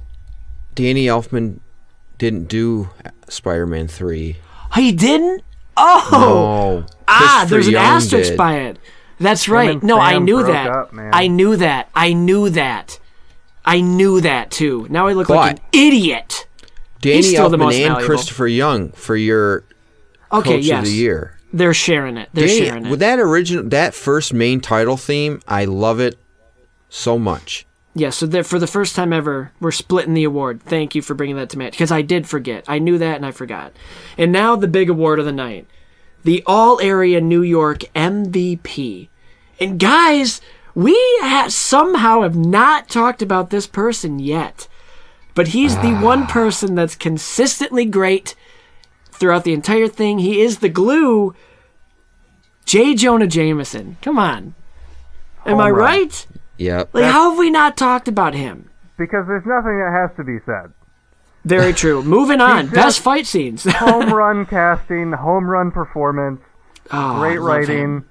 He was, and still is, one of the best comic book character castings. Dude, of all time. sidebar. Absolutely. Spoiler for Spider-Man Far From Home, and we've spoiled it before, but I called it, but kind of jokingly, that he was going to show up. And when he did in the post-credits, I lost it. I was like, yeah! They did it. Like, I looked to the people I was with, and I was like, they did it. Like, they just did it. That's all I could say is they went for it. And it was so magical. It was brilliant. So magical. The beauty of the multiverse. Oh, man. The Multiverse of Madness? What? No, It's funny how he's an Alex Jones type guy. They modernized him. It's beautiful. What if Multiverse of Madness sets up in, like, later on, J. Jonah Jameson with hair and bald J. Jonah Jameson meet. Meat! I'll send you a nice box of Christmas meat. Best I can do. Get out of here. And they have, like, that Spidey pointing at each other moment. I trust my barber. Oh, man, that'd be so good. I don't trust my barber. Right? Or, like, he could be like, Prince dead, kid, blah, blah, blah, blah, blah. What are you doing with the newspaper still? The Daily Bugle? That's a website now. Or something like that. That'd be cool. That'd be fan service. Just, guys, this has no point being in any movie, but we're going to throw it in. Yeah, well, having him as J. Jonah in Far From Home was fan service. Oh, but yeah. Who else are you going to cast? He's Nobody. perfect. Nick Offerman, maybe? No, come on. We were talking about that. Like, we were, I'm trying to think of group. Nick Offerman with a buzz cut. Or like a flat top. He's at it. They wouldn't even, I don't know. But we were talking about it, you and I, Christian, weren't we? Before the movie, in a group message, we were doing like, who do you think could play him? Who do you think would play him? Well, duh. But anyway. None other than J.K. Simmons, of course. Obviously. Okay. 3 best fight scenes. Let's have Zach go first this time, because he went last with the last one, and we're snake drafting it. We'll keep the snake draft going, yeah. So, yeah. My third favorite action sequence, which is the only good action sequence in the entire third movie, is Peter versus Harry. Yep. In the Goblin Lair, because there is just so much emotion behind it. It's a fight scene that matters for more than just being a fight scene. And also the whole, like, throwing like when he catches the pumpkin bomb and throws it back in slow motion and it explodes on Harry's face, like, oh, it's iconic. But those two just beat the shit out of each other. And by that I mean Peter basically just beat the shit out of Harry. Mm-hmm. And emotionally too. Yeah. Honestly, I thought you were talking about the first one, the first Harry versus Peter, when he's chasing the ring. No, I think hate it was that just scene. okay. How dare you, Christian? I would agree with you on the Harry Peter fight scene in his house, but take the music out. Yeah, I think it would be more to me, the music makes it more like it's a dance, like they're dance fighting in a way. Like I couldn't feel the emotion behind it, but I can see that now that you said it. I can see that now. But the having no music, almost like having no music in Empire Strikes Back between Vader and Luke, how that makes the fight even more impactful. Just having no here's another one. Having no music like Goblin and Peter did in Spider-Man 1 in the warehouse. So, yeah, and there's more of that ring theory is Norman kills himself with his own goblin, and Peter is able to redirect the pumpkin bomb back at Harry, and also with just how violent and visceral that fight is in general, and with both of them, like with Peter being unmasked for the most part, those two scenes have a lot of mirroring of each other that they do. So, well, I think it makes it more emotional too because it's Harry versus Peter. It's not New Goblin versus Spider-Man. There's no costuming. It's just them. Ooh, good point. Every now and then I'll have one of those. No, that's awesome. That's why I called it Peter versus Harry on my sheet here. Yes. Yeah. Okay. I like that. Because that's and what also, it is. The pumpkin blowing up in Harry's face juxtaposed with the pumpkin blowing up in Peter's face. It's almost a similar shot, too. Same side of the face, too. Yeah. Guess the serum doesn't stop scarring, just like the radioactive spider juice does, because not a scratch on Pete. And I do like like you said, the visceral violence of the fight, because it's not necessarily Peter's anger well, kinda, since he took the love of his life away or was making out with her or whatnot. But it's externalized, the conflict between them. It's raw emotion. Yeah. Meanwhile, Bernie's just like sitting in the corner, just like, oh, your Can't wait till this is over. Sir, did you want that food now or later, sir? Oh my gosh, dude. Your McDouble's getting cold. I need a doctor, Bernard. A doctor? Doctor, get me help! Don't just stand there! Throw me a spear! All right. A doctor. Oh, Bernard. So, in place of the train sequence, I picked the first fight between Otto and Peter for the number 2 fight scene from these movies. In the bank? In the bank, yep. And it's not necessarily in the bank. It's when they get outside the bank and they start fighting on, like, the clock tower and stuff like that. The way that they choreograph that fight sequence to have it be Peter as Spider-Man fighting like a spider and Otto Octavius fighting like an octopus would, and those two, like, like the arms intertwining with, like, Peter while he's, like, fending off each one, and Peter's, like, crawling all over Otto like a spider would. It's just awesome. And then they bring in May there, for Peter to have to save, because he can't just fight Otto normally because he's a bad guy. There have to be extra stakes, too. But the best part of that whole scene is when May, like, hits Otto with, like, her stick, if I'm remembering that correctly. Shame on you.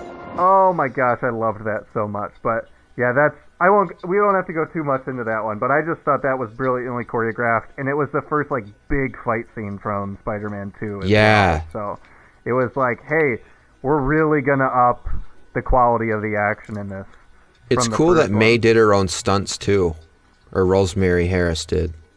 She actually, she dangled from there. Would she lift weights right before? Because there's no way she can hold herself up. Obviously, the building, the side of the building is 140 years old. 139, actually. But hey, she fought in the Civil War. Is she still alive? She's not. She is. She is. Her daughter is in Contagion. Oh, interesting. I didn't know that until just recently. But carry on. Number one. So, Spencer. Yes. Not Spencer. You're not. Well, you are Spencer. I am. But Yes, I'm not I talking am. to Spencer. I'm talking to Christian. Hey, Christian. So, do you remember that thing earlier when you asked me how I felt about the Queensboro Bridge scene and them replacing Gwen Stacy with Mary Jane?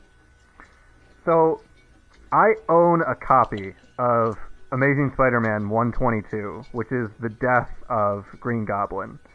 And the fight scene, the raw emotion that's in the fight scene and the way that Green Goblin dies is pulled straight out of that comic. And it is just, it's done so well. It's so comic accurate. What they're fighting for is mostly accurate. And it is my favorite fight scene from these because of how much is practical. And the way that they've built up these characters to, I mean, you talked about the structure of the films, how you have like one and then the other going through their origin story at the same time. Well, the origin stories keep going and going and going until they meet each other, you know, fighting each other here in the end of their collective character arc. The problem I have with the scene, even though I think it's the best fight scene in the whole series, the problem I have is in Amazing Spider-Man 121. The reason why Peter Parker goes after the Green Goblin to try to kill him is because Gwen Stacy dies right before it. And in this, it just takes something away from it. When Peter's able to save everyone here, and he saves Mary Jane, he saves the kids, and everyone's fine, and then they go fight. In the comics, Peter fights and fights, and he's going to land the killing blow. And then he says, what's the point?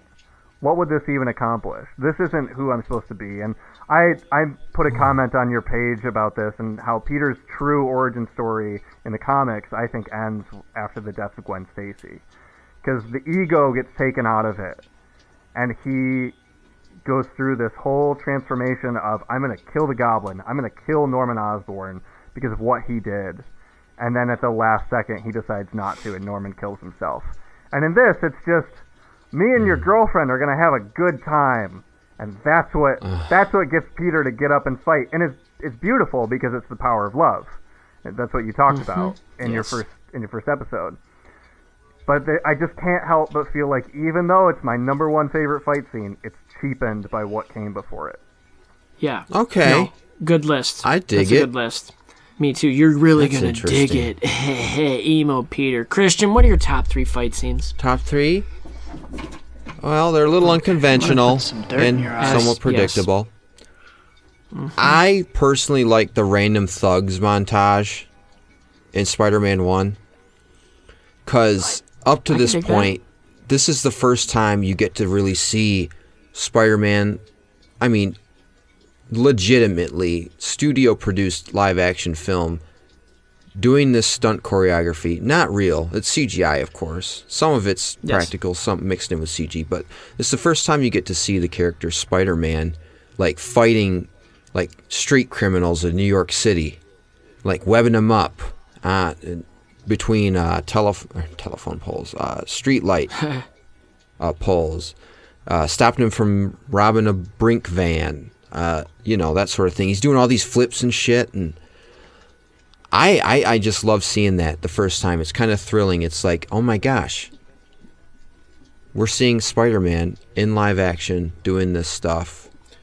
It's cool to see. It's just kind of exhilarating to see. Just like the swinging through the city when he's going after the guy that killed Uncle Ben, or who he thought killed him. But yeah, and that's his namesake. They're beating up those thugs because he's a friendly neighborhood Spider-Man. Those are just neighborhood guys. They're not world enders or whatever. They're just, guys he's going to take care of common real criminal. Easy. Yeah, he's going to have a little fun with them. Number 2. Oh, I spoke about this a little bit, but the abandoned warehouse scene after the Queensboro Bridge sequence, when he hooks onto Peter Spider-Man and slams him into that building and throws the pumpkin bomb at him, his face explodes, all that stuff. He's unmasked, and he's just really struggling against the Goblin at this point. And I love the lack of music. It makes it so much more impactful. Just like the Vader thing again, or Obi-Wan and Vader in A New Hope. But now you feel that back when I was a kid, or even now anyways, you see like how big of a toll this battle has had on him. Like his wrist is shaking as he's trying to like lift it to shoot a web, and Goblin steps on it and stops him from doing it. Just the visuals of it, the character, and him trying to struggle to just keep fighting. And then the MJ thing happens, and he says, "We're gonna have a hell of a time." Jeez. And But now I get what you said. Pissed me off. Yeah, and you can see Defoe's mouth. Now I'm gonna finish her, nice and slow. Jeez, that man. Shink. But I can understand. I also understand now that I never thought of that. I didn't know how that scene ended up in the comics. But I can understand how you can see how that would be cheapened by how it happens in the movie. Because I really like the whole, like, oh, one more blow and I'll kill him, but what's the point? Like, what would this do for me? Except make me a murderer. Again, I mean, he's already killed one guy. You know? He didn't kill him, Spencer. Sorry, He he tripped. was an accessory to a murder, as I've said. Just you're That's a good one. seeing your hero who just got done saving both the kids and the girl, yet he successfully fought all through the movie, and now at this point he's like down to his knees, and that's the great thing about I think what Stan Lee talks about, like Peter Parker, his heroes, they have human flaws, or they're human beings, but you know, they have superhuman powers, but they still have their limits. They're not perfect. No. I think we can guess what your number one is, because you said it's predictable, but go ahead and tell us anyway. Train scene. Okay, yep. Do you want to move right on to Finn's score Yeah. then? I feel like we haven't talked about the train scene enough, though. Can we talk about that more? No, I'm kidding. All right, well, Zach, thanks for being with us. Cut his mic. No, I'm just kidding. Did we want to rank the villains real quick? Oh, yeah. Let's do that real quick. I didn't write them down, but it's a pretty easy list. And we've talked enough about the villains, so we can just do this like ba. Wait, no. Sure. So you Did were we get last your- with this. Did we get Spencer, yours, Spencer? We didn't. didn't Nope, get you your didn't. top You three. sure didn't. Yeah. You sure Holy didn't. crap. I'm sorry. we don't need Go it. for it. Okay, I'll just go quick because all these have been mentioned. But number 3, Doc Ock versus Spidey and Aunt May, for all the reasons we talked about. I just love it, even the old woman's strength. Number 2, Spidey versus Gobby in Spider-Man 1, because I love the location of it. The rundown, what is that? I don't even know what it is. It's not a warehouse, is it? It's almost like a cemetery. I couldn't or think of what something. it was either. I think it's like an But I just abandoned visually port. something. But number 1 is the train sequence. So obviously, how many villains are there? Like 6 Hold or on. 5. So there's 3 in the third one. So I'm gonna break 4 or the 5. snake Yeah, there's draft 5. here. I'm gonna break the snake draft Okay. here, and I'm just gonna Go ahead. I'm gonna go in order of my villains. And this one, number 1, J. Jonah Jameson. Okay, what? So you okay? All right. All right. Right? I mean, is Okay. he like a true villain? No. But he's definitely like an antagonist to Spider-Man, right? And we haven't talked about him enough, so yeah. Right? So yeah, number 1, J. Jonah Jameson. Number 2, Dr. Octopus. Number 3 is the Norman Osborn Green Goblin. Yep, Norman Osborn. Yeah. Norman Osborn, yeah. The Norman Osborn Green Goblin, yeah. Number 4, I put Sandman. Yeah. And it's just everyone else after that. Yes, that's fair. I didn't order it after those guys. That's totally fair because they don't really deserve it, so we're good. Okay. Christian, you go next. Okay. Number 1, Dr. Octopus. Number 2, Harry Osborn / New Goblin, if that's what you want to call him. Number 3, Sandman. Number 4, Green Goblin, Norman Osborn. Number 5, Venom. And as a consolation, number 6, those dickheads on the board of Oscorp. There you go. That's good. And number 7, the General. Oh, yeah. We're going to pull Number your funding. 8, those guys that ambushed Mary Jane Watson and went, Well, guys, number 9, honorable mention. Come on. And this was an honorable mention for my best fight scenes. I can't even believe I forgot to mention it and all the excitement. Bonesaw versus Spider-Man. That's his first fight. Oh, you're right. That's his How first could fight. we forget? Bonesaw is ready. Oh, I got no. you for 3 minutes. Okay. What are you doing up there? Staying away from you. Staying away from you. All right, Toby, can you give us a little bit more? Yeah, let me try it this way. Staying away from you.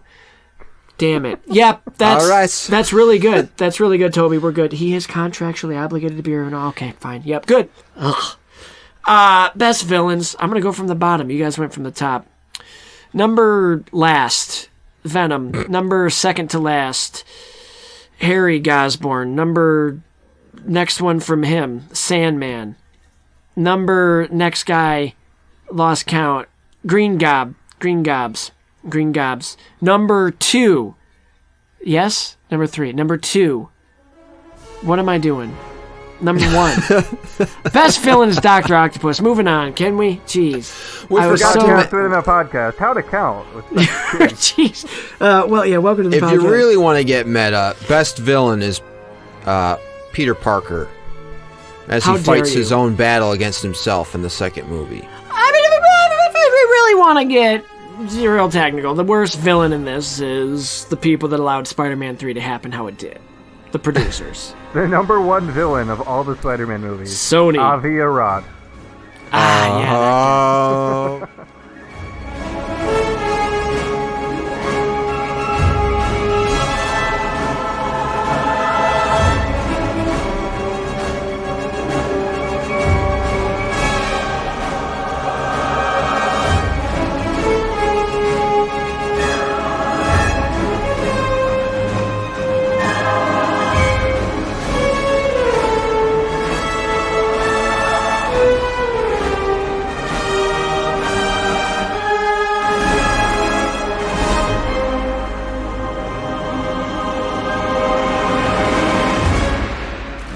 Score stuff.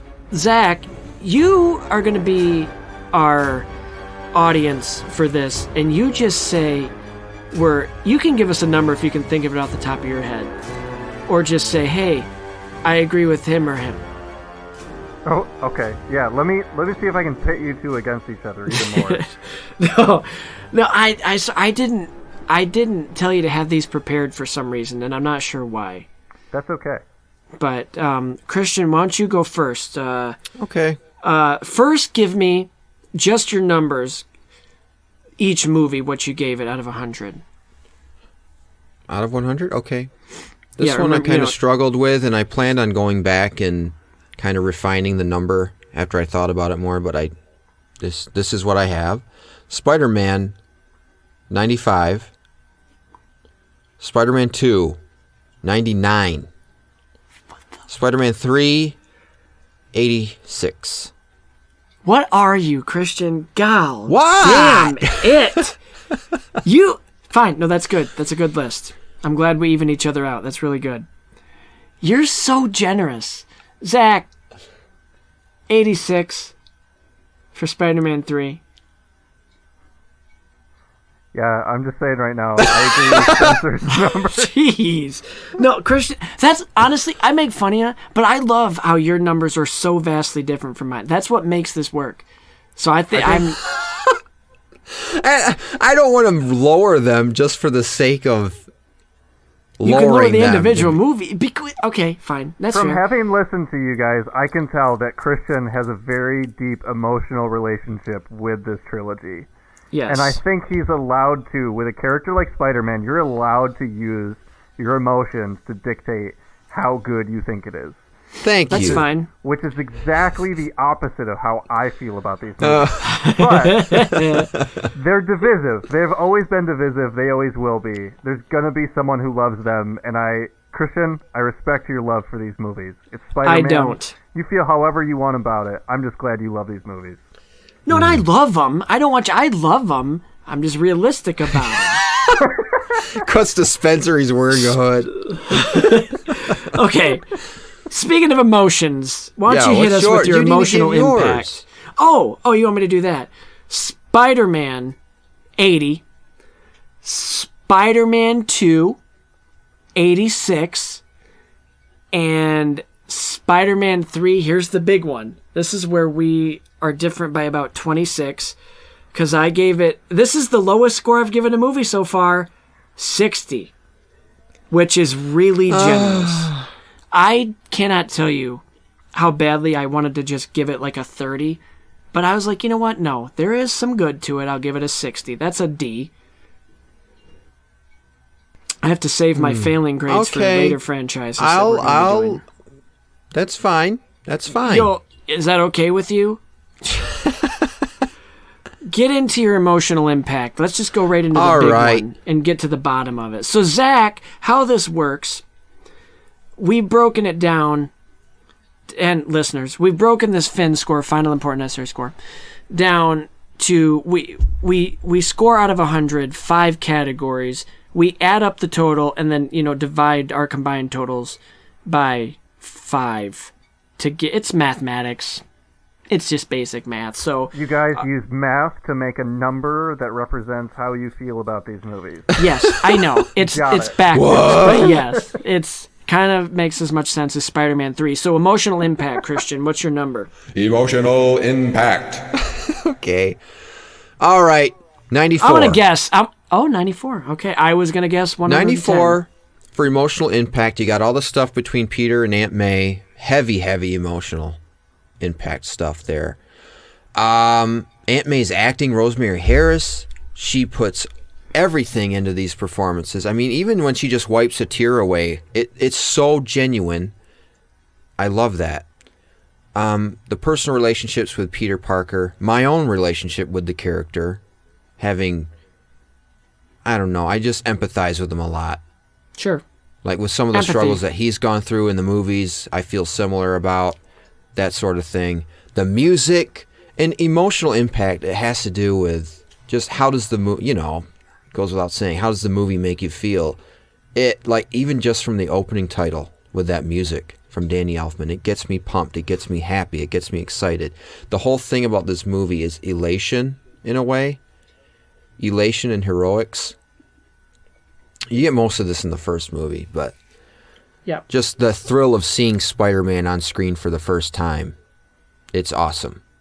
Yes, it is. That's part of that. You get tragedy, romance, comedy, too. Sometimes misfired, but empathy, elation, that sort of thing. That's why I gave it such a high number. Hey, I can respect that. Yeah, you're going to go on. Storytelling, I want to guess your number real quick. Yeah. All right, storytelling based on 127. You're funny, you know that? You're grading on the curve. Yeah. All right. Do it 89. Before Zach gets bored and leaves us. Storytelling. 89. Storytelling 89. Okay, that's okay. I'm surprised. Spider-Man 1, great origin, great development of the characters, in my opinion. There's cinematic versions, of course. It sets the characters up. It sets things in motion. It sets up the second movie with Harry. You get Spider-Man 2, which is almost the next natural evolution. Like, okay, now that he's Spider-Man, how does he balance his real life as Peter Parker with being Spider-Man, and how does his relationships and with MJ and Harry and Aunt May and his work and Dr. Connors and all this and that, and Uncle Ben even from Beyond the Grave, how does that influence what he's able to do? And Spider-Man 3 really derails it with the lack of focus on a real tight villain. Yeah. Like, I really believe that they should have, like, I know Sam didn't want to do it, but I think with the theme of him letting the arrogance get to his head and having it, he's finally got what he wants with MJ and being Spider-Man, but having that arrogance and the ego get in the way of that was the next step. Now that he's past that threshold of that conflict from the last movie, he has to fight this new thing, and I think the symbiote in Venom would have been the perfect internal-external villain to kind of show that without bringing in the Uncle Ben stuff again. Mm-hmm. Just focus on Venom and Harry. That should have been what it had. That's why I brought it down to 89. But that's about it for that. You want to move on to characters now? Yeah. Just zip through yours. I'll zip through mine. Characters. 98. 98. And why did I do that? I have no idea. Why don't you tell us? Sorry. Do you really want to know? I guess. This story is not for the faint of heart. Anyway, no, a lot of the story and the emotional impact and things like that come from the relationships between these characters. I mean, if you don't have good characters, you don't have a good story. And for the most part, these movies have good stories, minus the third one. But I mean, you got J. Jonah Jameson, well cast. Otto Octavius and Sandman are really good villains in that they start off not as villains, but once they become villains, they have reasons behind it. They're not just evil for the sake of evil or just insanity. There's reasons why they're acting the way they are. Mm-hmm. And you they're get pretty Peter decent and Uncle, reasons. Yeah. Peter and Uncle Ben, Peter and MJ, that conflict in the second movie between choosing between Uncle Ben and what he wants and what Peter wants with MJ, Harry and Norman, all these relationships, just the characters themselves and the way they interact with each other, I love it. And this is what I was going to ask earlier. Do you think, for the way Eddie Brock was characterized in Spider-Man 3, do you think Topher Grace was the right choice? No. For the way he is in the movie, that smarmy yellow journalist, muckraker, basically. I Not think he would have muckraker. been a very fine Peter Parker Spider-Man, and I've said that. Okay. And that's all I have to say about that. Okay. And then, of course, you got Gwen real quick, Stacy. For the listeners, when Christian asked that, Zach's neck almost broke because he was shaking it back and forth so hard. I thought I heard something. Yeah, but it was his crunch. Gwen Stacy for Spider-Man 3. Bro. Kind of a disservice to the character, especially what happens to her in the comic and in The Amazing Spider-Man 2, which that is one of my favorite scenes in the movie. Just the emotional impact of that in Amazing Spider-Man 2. But yeah. Cannot wait until you guys do those two movies. We're going to have you back on for them. You know what's funny? What we almost did for our next franchise is it was going to be like a out of the blue surprise, like, oh, we were going to play it off like, oh, Christian, so our next franchise, it's weird because we just did this. Are we getting rebooted already? And it would have been like a little inside joke because of how long it didn't take to reboot. And we were just going to do those right after this, but we decided against it. We're giving Spider-Man a break. Anyway, visual style. Visual style. Style. 88. Okay. 88. And that has to do somewhat with the change in the DP between the two films. Word. Bill Pope, cinematographer for Spider-Man 2 and 3, whereas you had what you mentioned in the original episode.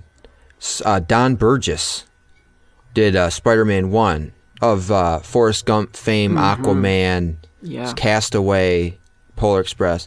Bill Pope did the Matrix and just more recently, The Jungle Book, the live-action one. They got some big names, really. Yeah, but you can tell there's a big difference. I don't know, was Spider-Man 2 and 3 shot on film or digital? I don't. Because it looks digital to me. It probably was. You can tell the film of Spider-Man 1. You can tell it's a different DP too. But and that's why you see such a similarity in the action choreography between 2 and 3. How there's not really any new choreography or anything impressive to wow anybody. Because Bill Pope did both of them. Gotcha. Not to say he's bad at his job. That's not what I mean. It's just different. Yeah, it's just different.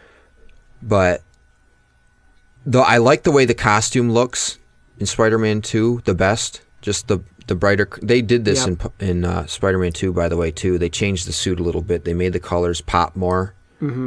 Ever so slightly, I like but that. ever so effective.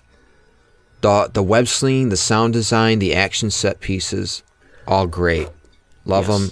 Not as much as in Spider-Man 3, but I love it best in Spider-Man 2. Because that really was where they hit the top. Like, they climaxed in Spider-Man 2. That's what she said, in terms of story and visual style. I like the comic bookiness of some of the shots sometimes, but Or not really visual style. That has nothing to do with visual style. But I love the intros, as I said, in every single episode. Those are fine. I don't care if they're just opening titles. It's like the Superman opening titles with John Williams' score. This is like the modern equivalent of that. It's awesome. And music. Music. Let's see here. What did I give music? 90. We're on par. Music a 90. We're on par. Great score by Danny Elfman. He really set the tone in the first movie, carried it into the second. Unfortunately, he had his hands a little bit tied from the working with Sam on the second movie, which caused a little schism between the two. Yeah. But Christopher Young did a great job too, carrying over the themes and coming up with new ones. Birth of Sandman, the theme, Dark Suit Spider-Man. But it makes it a little inconsistent too. I can see that. That it changes gears in the third movie, even though he follows the formula pretty well. Like, I mean, you didn't tell the difference. I didn't fucking know. I sound like an idiot.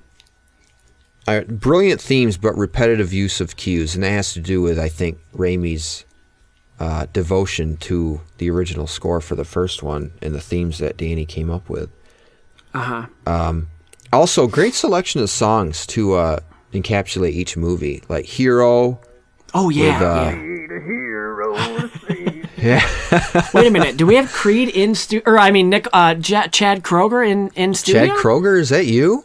I got him, Chad Kroeger. That's probably how he sounds too. Hey! I bet he just if you're talking to him, it's you like that. But then he's yeah, no, I just the inspiration for my music really comes from the heart. Photograph. Look at this photograph. Chad, can you dial it down?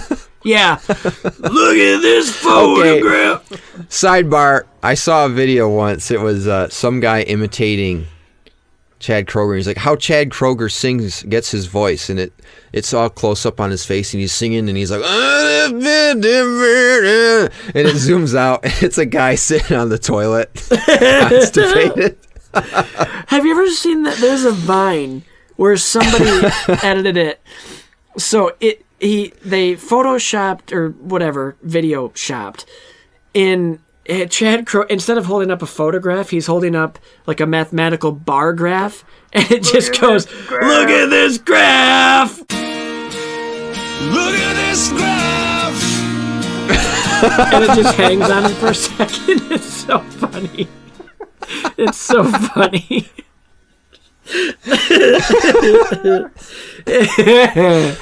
Okay. Look at this graph.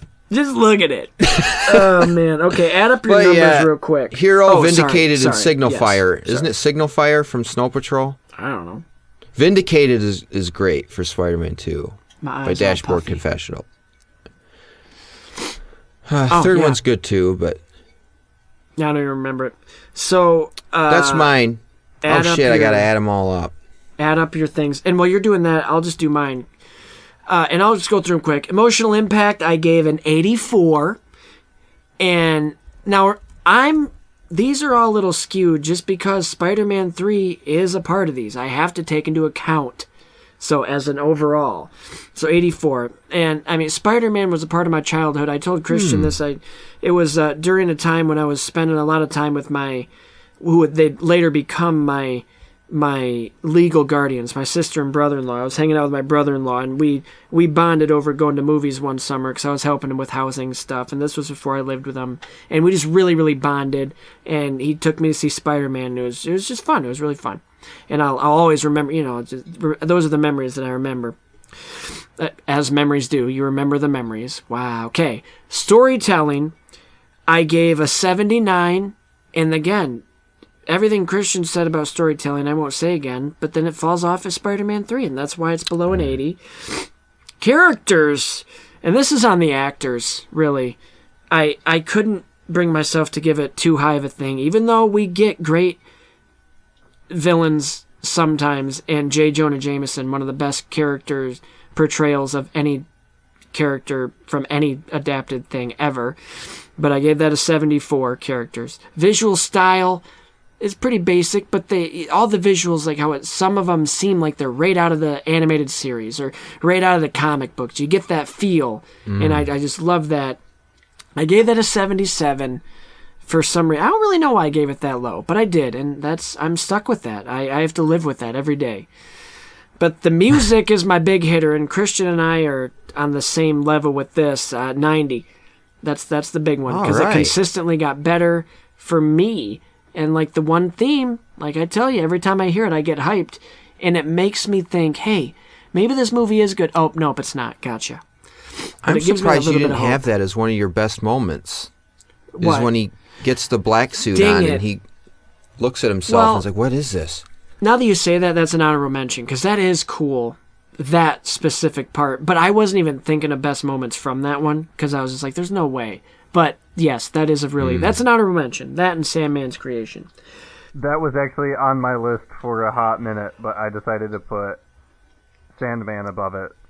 But when Peter is able to get rid of the symbiote. Yes. And it goes on to Eddie instead is a really, really awesome scene. It is not as good as The Birth of Sandman, though. No, it's visually stunning. I love it. But the one thing that scene does that I can't forgive is everybody close to Peter has heard Spider-Man talk up close. No idea who he is. But you get Eddie Brock, who, in a dark room, at 80 stories up, he hears a person. Maybe it's a person. We don't even know. It could be bats. But he hears a person, we assume, screaming that he's never heard scream, and that's Peter Parker! And I can't forgive it. Because there's no nope. Yeah, I get you. But I like the fact that takes place in a church, too. Just the thematic underpinnings of it, with him ripping this thing off of him that caused him it's poetic. pain. And that is also pulled straight from the comics. Oh, that shot? That it takes place in a church. Oh, good. I'm glad the original Eddie Brock. Yep, that takes place in a church. Well, it's cool. Well, it's like him peeling off the sin. Cleansing himself. I like that. Of it. Now, Christian, what was your number when you averaged it out? What was your... I added up 459. Do I divide that by 5? Yes. I mean, how many times have we done this? I still have to ask you how to do it. 459 divided by 5 is 91.8. Do we round up to 92? Yeah. Fine. Well, yes. I rounded for mine. Okay, mine was an 81. Yeah. So we have 92 plus 81 gives it 173. 173 divided by 2. 86! Balls, dude. When you hear... That's fair. But when you hear where it ranks... When you hear where it ranks among our... Dude... That puts it above Star Wars by 1. Well, here's the thing about that. What? Even with... I haven't thought this well enough. I might regret it later. Yeah. But even with episode 3, even with Spider-Man 3 derailing things a little bit, it still somewhat has better continuity, consistency between the first 2 films, even the third one, than all 9 of the Star Wars films do. I'm going to be honest. You could argue. We're going to lose listeners. We're going to lose credibility and we're going to lose listeners. Again, I'm just taking a hot take here. I haven't really thought out that much. But apparently, that's okay. That's okay. It's the Finn has spoken. The Finn has spoken. So now our standing rankings are as follows. Of the 4 franchises, number 4, Austin Powers at 77. Where it belongs. Yes. Number 3, Star Wars, and man, it hurts my soul, but at number 3, Star Wars at 85. Number 2... Okay, I'm going to stop you here for a second. We got to redo our Star Wars then. Okay, we'll revisit that. Because we didn't do it by the same criteria as we are now. Fair enough. We'll do that, but not today. We don't have to go through each one. We'll just be like, and there's been a fucking... What? Okay, so with an asterisk, Number 2, Spider-Man 86. And just hanging strong at number 1, Toy Story with a 90. Come on. Hasn't been dethroned yet, but I know one Toy franchise Story is a that class will. act. It is. Except for number 4, but even number 4 couldn't bring it down.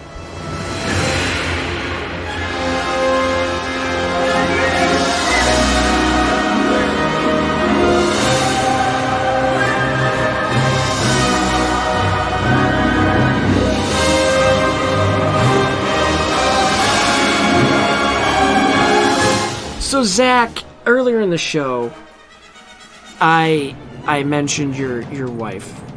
If she's available, I would actually really love for her to make a cameo appearance because I want her opinion on how the women in these movies are portrayed. And I think I know, but we've never had a female voice on this show, and we need one because much like Spider-Man, we have been not very representative of women. We're called the to sequel men, but we do not discriminate.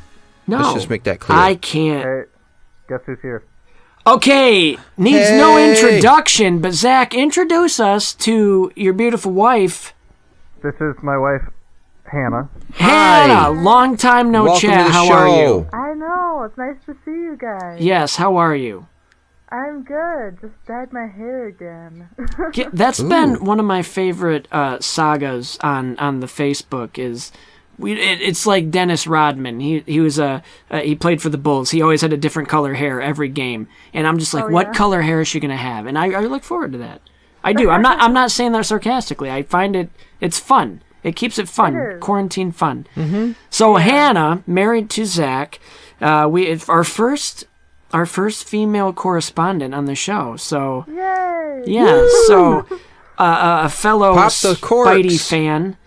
So I'm just gonna give you the floor. Give us your thoughts on the Spider-Man Sam Raimi franchise as a whole, and then specifically, I want and I said I can kind of guess, but your take on how the women were represented in these, or how they were misrepresented.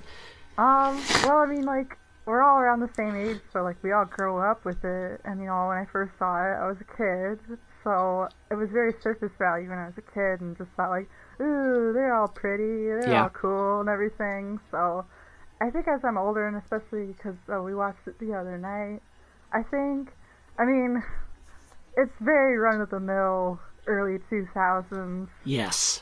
You're not so good at portraying women. It's all very surface value. I mean, one thing that we were talking about was ages and how Tobey Maguire's so old. And then he was like, well, at least, you know, Kirsten Dunst's 20. I'm like, of course she's going to be 20. They got to get them really young. They're never going to, like, cast, like, super-duper old women that are the same age as them. They always try to go younger. So I think it's pretty typical. I mean, it's fun to have, like, a character like Mary Jane and to, like, have her be fun and be her own woman and still, like, have it be, you know, good representation and her being her own character without, like, the need of, like, another man for her story and everything. But, I mean, obviously that's not what happened in any of the stories. Not at all, no. She just became an accessory, and I think that's what it always has kind of been in those movies, where it's like, you know, Lois Lane's in Superman, and you know, Mary Jane is with Spider-Man, and it's just always like, you know, they're the damsel in distress, and that's kind of all they get reduced to. But I think, especially with, like, you know, like Into the Spider-Verse and those movies today, I feel like women are definitely being represented and given a more fleshed out story and just a more complex and human character. So absolutely, yeah, that's just one thing that you just don't get these days. Those days back in the early 2000s and everything. Even Gwen in The Amazing Spider-Man. Oh yeah, no, I thought a good example of that. Yeah, I think they really did try to push for that in the Amazing Spider-Man series, where they were like, I mean, it's Emma Stone. She happens to like to play those characters anyway. Great actress. Yeah, yes, definitely. Yes. And they really tried to give her more of a purpose and a meaning without, like, completely relying on Peter's, like, everything. You know, they tried to make characters seem, like, really strong and independent. It can sometimes be a little bit, like, too heavy on that. Where it's like, I don't need you, and I'm just gonna be angry at you the whole time. Right. Like, they also can be tender-hearted and be, you know, vulnerable and more soft-spoken and still be, you know, good characters. It's just hard to find that balance because I feel like a lot of people are male writers when it comes to that stuff. Oh yeah. They don't understand like just you know, make them like you, but make them a girl, really. Yeah, and Well, even like, I'm a dude. I'll be honest. I've written a few just in college screenplays and stuff. Nothing's come of them, but it's hard to write women because I'm not one, and I don't want to. You got to be careful because I don't want to misrepresent them, and I don't want to overdo it to where it's not realistic, and I'm not. So it's tough. So in their defense, they're dude writers, dude director, but right. I do like where we are experience nowadays. with that. A little better. But going on the issue of women in film and in narrative roles and things like that, I had a role that I had originally written for Spencer's character in my thesis that it was just a loving wife, matriarch type of character, which didn't really do anything. She was just there for him. Right. To comfort him and his stress and things like that. And my producer Carice she's really good at producing, by the way, Carice Bartlett. Shout out. Hey. She helped me in making that decision, I believe, and to cut her out because it's like, you know, it's not really a meaningful role. She's kind of there for him. She doesn't really have any autonomy.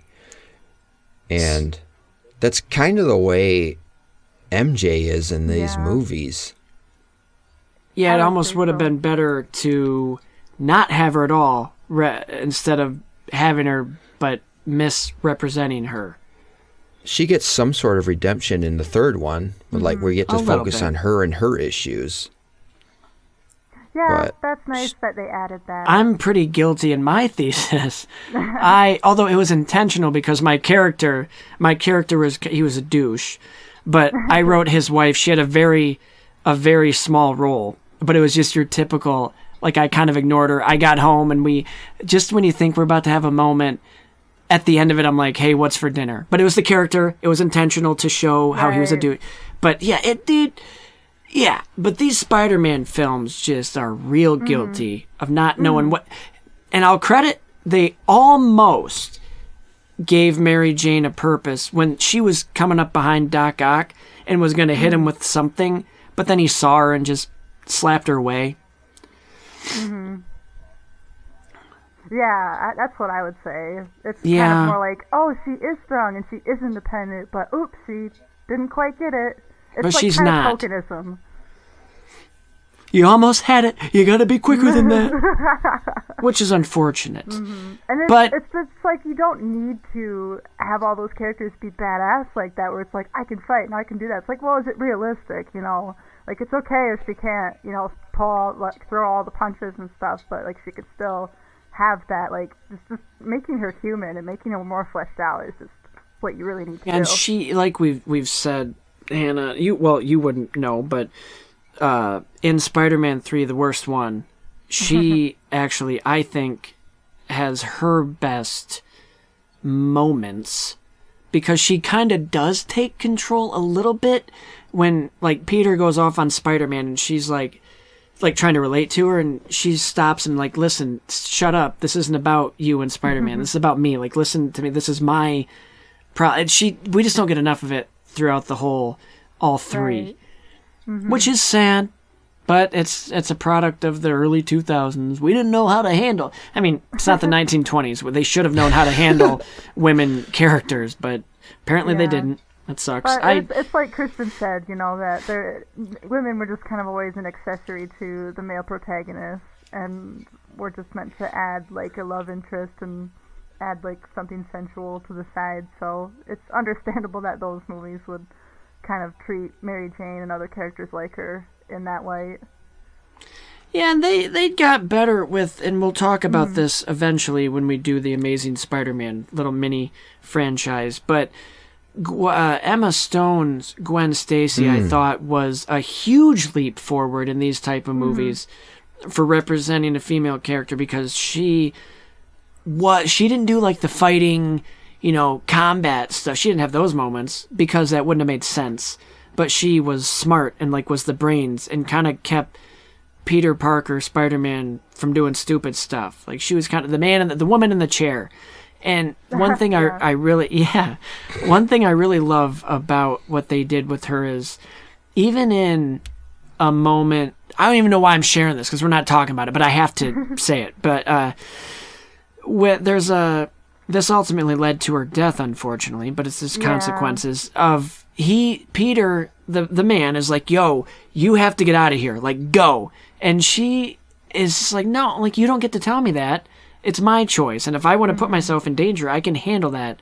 Or at least, trust me to know what's best for me. And I like that they did that. Because she was in the meat of it. Yeah, I think that's important to add that, that her choices don't revolve around, a male's approval or a male's, story and things like that. And that's just kind of what the biggest thing that you have to do when it comes to writing for women is just to make sure, is it all about revolving around, the main male characters, or is there, her own story within it, that adds something to the whole plot. Yes. It's dude, this is good. This is a good little segment because we're getting a point of view that we haven't It's had a different yet. Perspective. Yay. It is, and a good one. Yay, I'm So glad that it's- I'm a good perspective. You are, and being, I'm assuming you are a fan of Spider-Man. Yes, in I general. kind of have to be. Yeah, or else the relationship just wouldn't work out. No, Right. you'd make it work, but it helps. Haven't you? And it's cool. Hannah, you've cosplayed as Spider-Gwen, haven't you? No, you know what? That's one cosplay I have never done. I thought you did. Spider-Gwen casual merchandise and stuff, but I've only done Gwen Stacy. I've done classic comic book Gwen Stacy, and then I did the Amazing Spider-Man Gwen Stacy, but I've never done Spider-Gwen, which is really upsetting because it's a great costume. Mm-hmm. It's a sweet costume. It is sweet. Probably better than Spider-Man's, I'm honest. Oh, no, it is. It's awesome. The color scheme, the white with the black and the pink. Oh my gosh! And that's the so hood. cool. No question. This is going way back. Were you? And I can't remember. Were we gonna have you play Gwen when Zach and I were doing that little Spider-Man fan film? I don't think Gwen was written into. I thought the film. eventually. I Weren't don't we? think she was ever. I think she was already dead in that his. Maybe. I thought it was a 'Cause she was- flashback. I don't know. Because Spider-Man was with Mary Jane, and so that has to imply that if you go from the original comics, that Gwen's already dead. So. Well, no. I mean, I could have played her, but she's dead. Well, I thought because in the multiverse, the Spider-Gwen character, didn't she come after? I don't know. I'm asking. But she did because her character's world collapsed. So Spider-Gwen from that universe lived in the original Peter Parker world. And that's what we were That gonna makes sense. do. I think we were gonna incorporate it. I don't remember. I guess maybe I just wish we were going to have done that. That sentence made no Are you sense. a robot? Are you a synth? you're a synth. Hey, Christian, don't make fun of me. I'm a robot. I think you need to upgrade your firmware. If you know what I'm talking about. Shut. That's the worst. No. So, Hannah, just so you know, eventually, and we haven't announced it because we don't know when for sure, but eventually we're going to do the Amazing Spider-Man 2 films. And Yay. when we do that, you're going to have to show up again.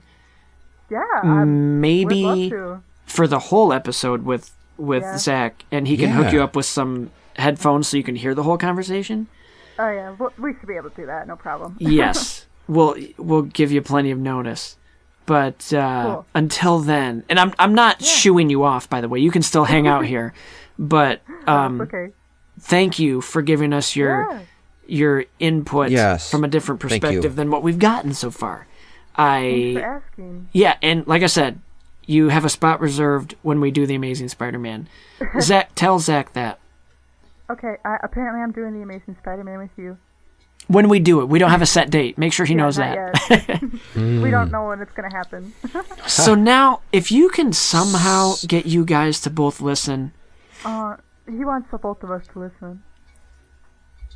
I don't know if you can finagle it real quick. Christian, you can share your screen now if you want. We can do it. Just like Share my screen now?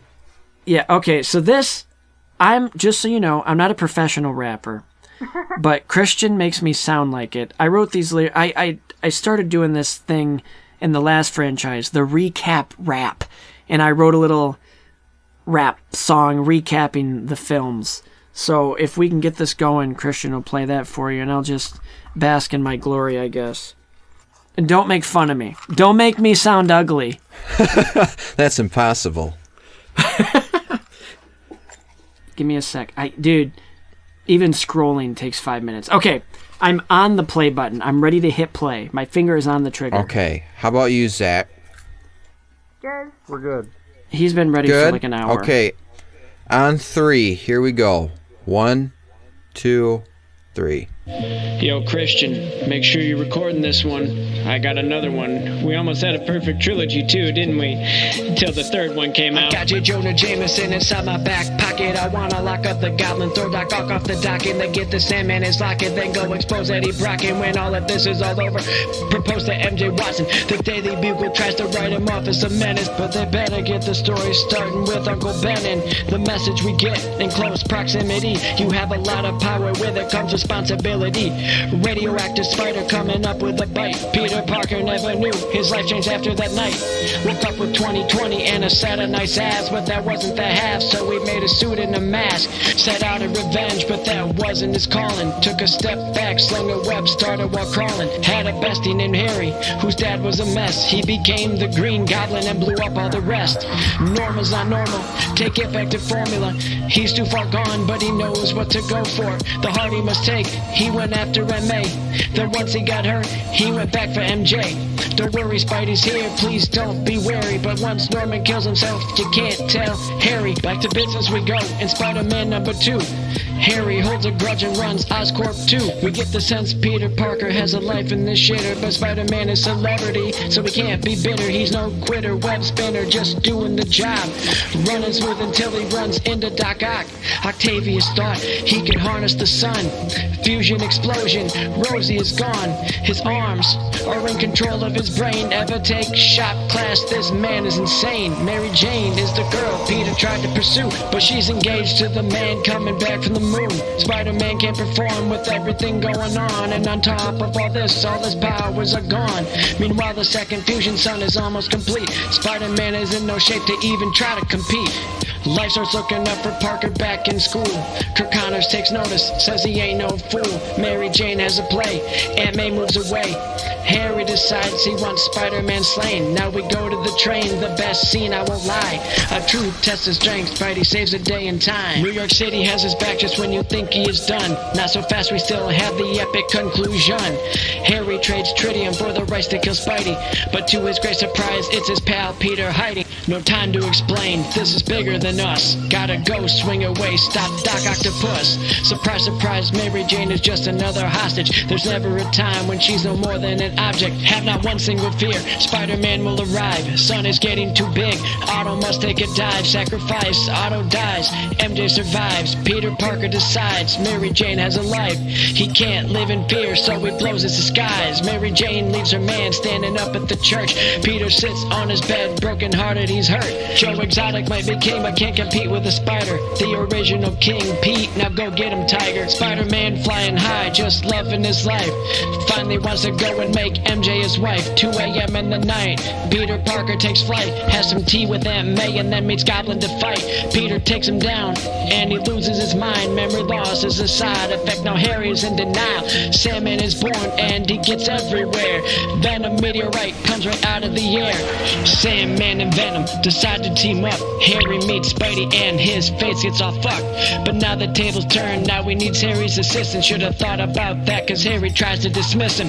Birder dropping bombs like Harry lives in Nagasaki. That is something little Harry definitely did not see. Sandman dropped the hammer down on Peter Parker's spleen. Venom Spidey senses tingling if you know what he means. The battle rages on, the two are put to the test. But in a sacrificial move, Harry takes two to the chest. Laid to rest through the flesh. Peter Parker blows up Venom, Eddie Brock is a mess. MJ, Peter, Harry all together again. Say goodbye to a friend, all good things must come to an end. Peter forgives, Marco made a mistake. Uncle Ben would be so proud of Peter Parker today. We don't get a flashy ending, Peter offers a hand. Spider-Man, Spider-Man, doing what a spider can. Yeah, Spider-Man, friendly neighborhood. Check it out, wise words from Uncle Ben. With great power comes great responsibility. Sequel Men Productions. Check us out on Facebook and shit. Alright, I'm out. Here, stop recording. Christian, just stop recording. I don't have anything else planned after this. Bye. So, if there isn't some, like, B-movie quality music video on YouTube for that within the next, like, couple years, I am officially disappointed in both of you. Featuring Michael Scott and Dwight Schrute.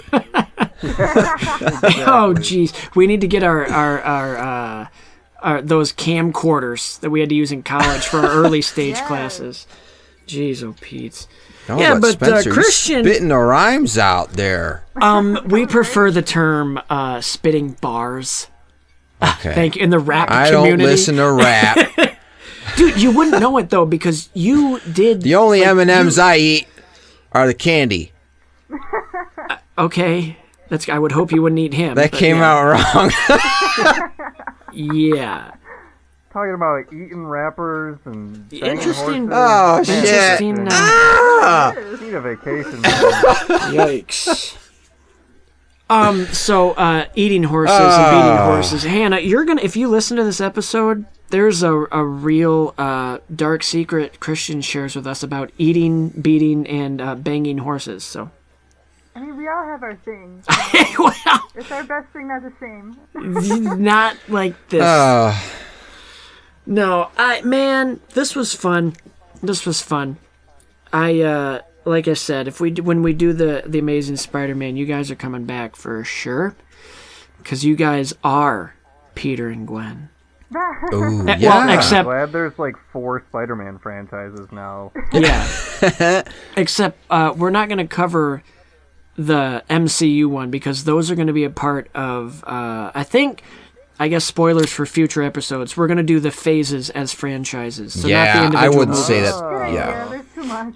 Yeah. So we're going to break it up. We're not going to do the whole thing. How we're not long gonna is 22 weeks? Like 3 months? No, 4 months. No, 5. 5 months. 5 months. Holy It's shit. a lot. So it's going to be like where this whole podcast essentially is leading up to Endgame. Whenever that is, like years down the road, we're finally going to do it. When this will be when... After Infinity War, snap, then the show becomes something else. Yeah. Until we make it There's only right. one of you on the show after that point. and I gotta do. I have to do And then one of you just comes back all of a sudden. You're like, "Hey, where you been?" I have to do franchises by myself and mourn your loss, but then be like, yeah, but the show must go on. Anyway, welcome to Sequel We'll have Men to Podcast. flip a coin for it. A flip. Best 2 out of 3? Yeah. No, but that's what we're going to do. So, I mean, I guess, did you guys have any final thoughts you wanted to spit at us? Lamb. You guys, you two, Zach Ham. Yeah. Well, I didn't know that I was going to be on this today. It was really nice. I'm surprise. always here to talk about the female perspective. We need that. It's good. It's good to have that. Yes. Yeah. I'm really happy with how the first half of this podcast went, and I'm excited for us to do the next 3-hour segment where I just talk about the comics for 3 hours. Dude, So we'll just take a quick break, and then we'll come back. Before we start that, I gotta go. Yeah, let's start that next week. I had a really good time on the show. It's really fun to talk Spider-Man. I'm not joking when I say I could passionately talk about Spider-Man for at least another 3 hours. He's not joking. With you guys. She's like, she's very wide-eyed. She's like, please don't. Please don't. Cut him off. Cut him off. But no, it was really good to be here, and I always enjoy talking about, Peter and all the characters around him, and even when it's this movie trilogy, which I do not love. Well, you found things that you did love. Yeah, the last week, listening to you guys talk about these and going back and going over the movies again has made me realize that I do have an appreciation for them. Yeah, that's the end of that sentence. That's all I got. I think if you look at it like this, and we're waiting. Toby crawled, so Tom could also crawl. I will say this. I think that there's a lot of conversation that goes around about who the best Spider-Man is. And I brought this up to a couple of people, and honestly, everyone wants to look at the live-action Spider-Mans and Spider-Man movies and say, oh, it's Toby, or oh, it's Andrew, or it's Tom. Can we all just be real? It's Jake Johnson from Into the Spider-Verse. Okay, fair point. Fair Very enough. good. Very enough. Good. But Tom's too, right? I mean, he's definitely second. I think that it's similar to what they say at the end of Into Spider-Verse. Anyone can wear the mask. Yeah. Anyone can be Peter Parker. It's what makes him such a great character. He's the everyman, and we all get to see ourselves in Peter. And so that's why it makes it so great that we can have multiple versions of Peter Parker, that we can all fall in love with and all have our own favorite version of him. And this is the first one to do it. And for that, it gets a lot of credit. So credit where it's due. Sam Raimi, Spider-Man trilogy, they did a great job. I guess. That's what I'm saying on the inside. Wow, way to shit on it. That's what I'm saying on the inside. No, here, I'm let me leave on a positive note here. Let me get a take two. Yeah, no, absolutely. Sam Raimi, guy, I can't do it, guys. I can't do it. I'll write it and we'll do it live. Fuck it, we'll do it live. I'll write Spider-Man and we'll do it live. That was our inside joke, Zach, with Bill O'Reilly. No, You'll get it. Okay. I know that bit. Okay, good. I understood that reference. Okay, good. Thank you. I hear Alpha cut off his new film, Spider-Man. Hey, I have a question. When you do the recap rap for the MCU movies, and you do the Cap movies, will it be the Cap recap rap? Dude, that's so I can't look. I don't know how I'm going to tackle the MCU movies because the franchises are going to be the phases. So I'm going to have to really condense it or do I don't know. And I hate that you brought that up because now I have no idea and we're not even there yet. So I just said that for the sake of the pun. That was it. Dude, I was just trying to make a pun. And I ruined it. But yeah, you know what? Yeah, I'll call it the recap rap cap. The cap, the recapped in Look, it's gonna be my rap god. I'm gonna have to do a parody of that song. You're gonna record the rap. You're gonna put it on an MP3. You're gonna go find Chris Evans, and you're gonna say, "Hey, I've got the Cap recap rap here for you, Cap." I wrote you a song, but it'll be in a box. That's rap. Okay. Hey, credit where it's due. That was puntageous. That was great. It's the rap cap recap rap for Cap. Rapception. On that note, a rap within a rap within a rap. Christian, will you shut it? The rap is collapsing. It's the rapture. Okay, last one. No, but really, thank you guys, both of you, for being on our fun little nonsense show, where I'm sure you would have liked to have gone in depth a little bit more, but we had a structure. But you're going to get your chance eventually And this is, like I said, spoiler for future episodes. We're going to be covering The Amazing Spider-Man at some point, maybe soon, maybe not. I don't know. And you will be on it. And we'll have you both on it. We'll cut you loose. Wish for. Yeah. No. Well, the funny thing about that is Christian can edit whatever he wants. Yeah. So be careful what you wish for. You know, we went on just a little bit too long about Andrew Garfield's bare chest. And I feel maybe we could trim that down from like 30 minutes to like 2. We'll leave that for the Patreon fans. The Patreon. We don't have those yet. But yeah, like Spencer said, thank you guys for joining this episode. Thanks for joining us. It's nice to have Zach, you on with your knowledge of the comics and your passion for Spider-Man, and also you, Hannah, for your perspective on the female roles in the films. And it's good that we were able to get you in on the show. Not just both that, you guys. Her fandom for Spider-Man as That's well. That's true. Yes, my bad. She's not just a female perspective. Christian, I'm so sorry. We knew what he meant. Like we knew what she meant. Or at least I did. But yeah, no, you guys were fun. Oh, I guess we've never had to really do this, but is there anything, do you guys, Zach, or Hannah, but I know, Zach, you did that YouTube channel, that AttackZack. Do you still do that? You want to plug anything? Yeah. Yeah, so thank you for asking. No problem. So, being stuck at home all the time, I've had the ability to kind of re-tackle that. So that is actually going to be relaunching the same time that this episode is going up. Ooh. Perfect. And give us a brief what it's about. Where do we find that? Thing that I will be doing. Oh, by the way, the YouTube channel is AttackZack. You can find me on Facebook or on YouTube or on Instagram. I believe those are my only 3 social medias that I have right now. But to start, you know, a lot of people play new games when they come out. I do too, but for my relaunch, I really wanted to go back to the classics. And so because of that, with my relaunch, I actually will be replaying on the hardest difficulty setting on a New Game Plus, Spider-Man for the PS4. Yes. I'm going to watch it. So Spencer, you don't have to play it. You can just watch it. I can just watch it. Come along for the trip, man. Just see Zach play it. It's a great game. It is. I'm sure he's really good at it. We'll see. I see him wincing. Go see for yourself on his YouTube channel. Yes. Great story. Great story. Yeah.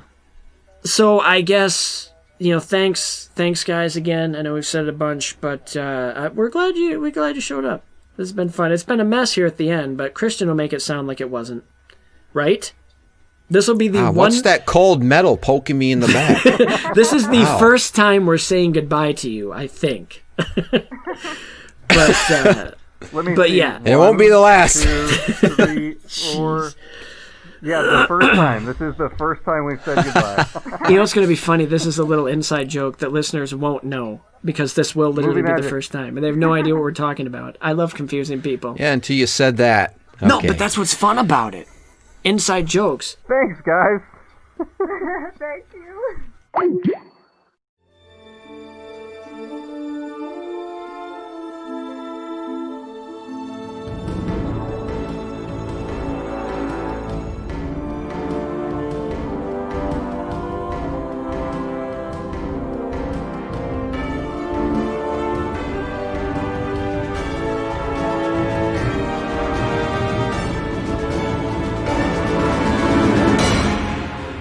So Christian, now I know we didn't really, and thanks again for the guys, or for the guy and gal. Do we know what franchise we're doing next? I don't know if we discussed that or not, or we're still on the fence.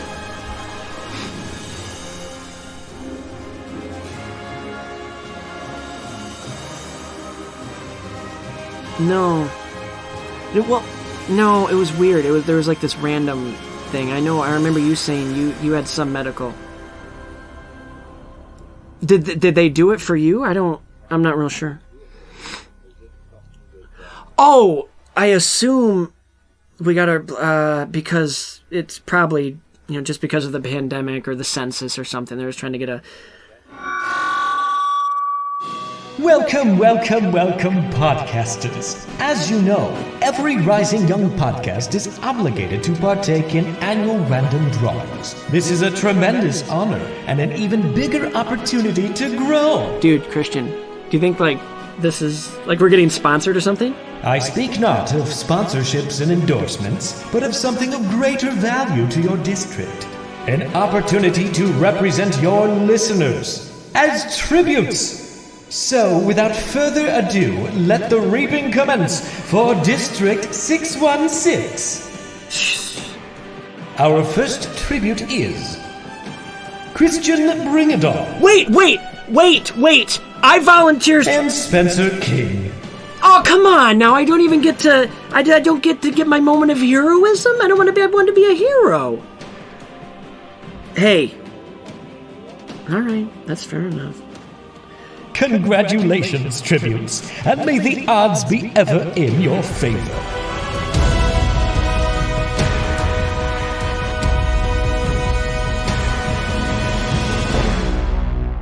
Dude!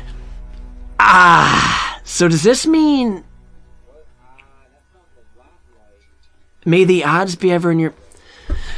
Well, I guess, we've been chosen... And we're going to be partaking in this year's Hunger Games! Or whatever Stanley Tucci says.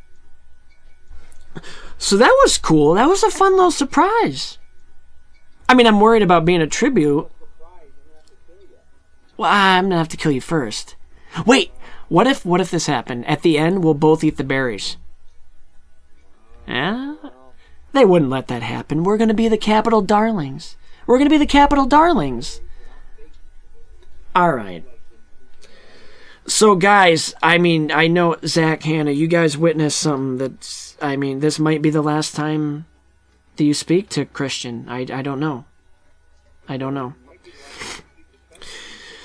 It won't. I'll be back. But now you all know we are doing the Hunger Games. And I believe... That'll be 4 movies, because the third book is part 1, part 2. So we're going to treat them as such. We're not going to cover both of them in the same episode. So, good. I didn't, Hey, what's the... How's it? It's been a while since I've seen them. No, isn't it like...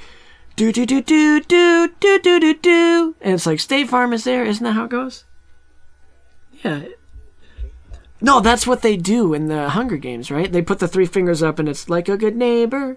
The 3 fingers are like a good neighbor. It's 4 fingers.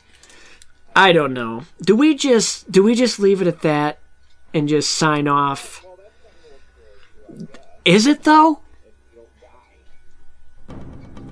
I won't. Well, man, knock on wood. I am not superstitious. I am a little stitious. Thank you very much. Good. Okay, well... Oh, real quick! Thank you to the voice, Joel Powie. Our intro at the top there. He does a lot of great work. He's actually putting out his little intros for you all to hear on his Facebook page, The Voice of Joel. So go give him a like and share. Invite other people to like it. He's doing some voiceover work and some damn fine stuff working from him. So, good. Glad we got his plug out of the way. Let me go down the list. Yes, the farewell ceremony, which we've covered 5 times. So, play us out, Christian.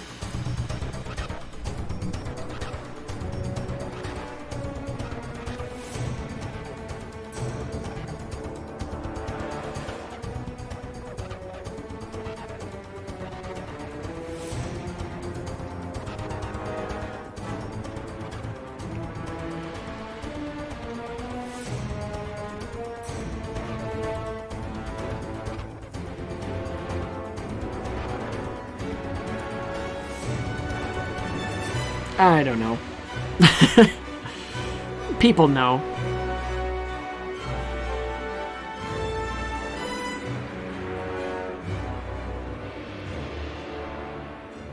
you can email the show directly at sequelmen19@gmail.com. Give us some feedback. Give us questions. We'll answer them. Give us anything. Tell us stuff. We'll read it. I'll read it. I don't give a fuck. I'll read it. You can find us on Instagram, which I just now posted again for the first time in a few episodes. But Sequelmen the Podcast on Instagram. We're on Twitter at Sequelmen19. And the big one, the Facebook. You can just find us at Sequelmen the Podcast and interact with us, please. Come on, we want to hear from you. Zach did a great job. He commented on some stuff. Now, the rest of you, pick up the slack. Pick up the slack that Zach started to pick up. And give us a 5-star review on anything that you can. I think Apple Podcast is the big one. So do that, 5-star, write a review. I will read the review on the show. So, thanks, that's all I got. All right. If that's all you got, Spencer, I can't wait till the next one. That's right, Christian. Because here on Sequelmen the Podcast, all films are created sequel. Take care. Bye-bye, Dad. Life is a great big hang-up. Wherever there's a hang-up, you'll find a Spider-Man.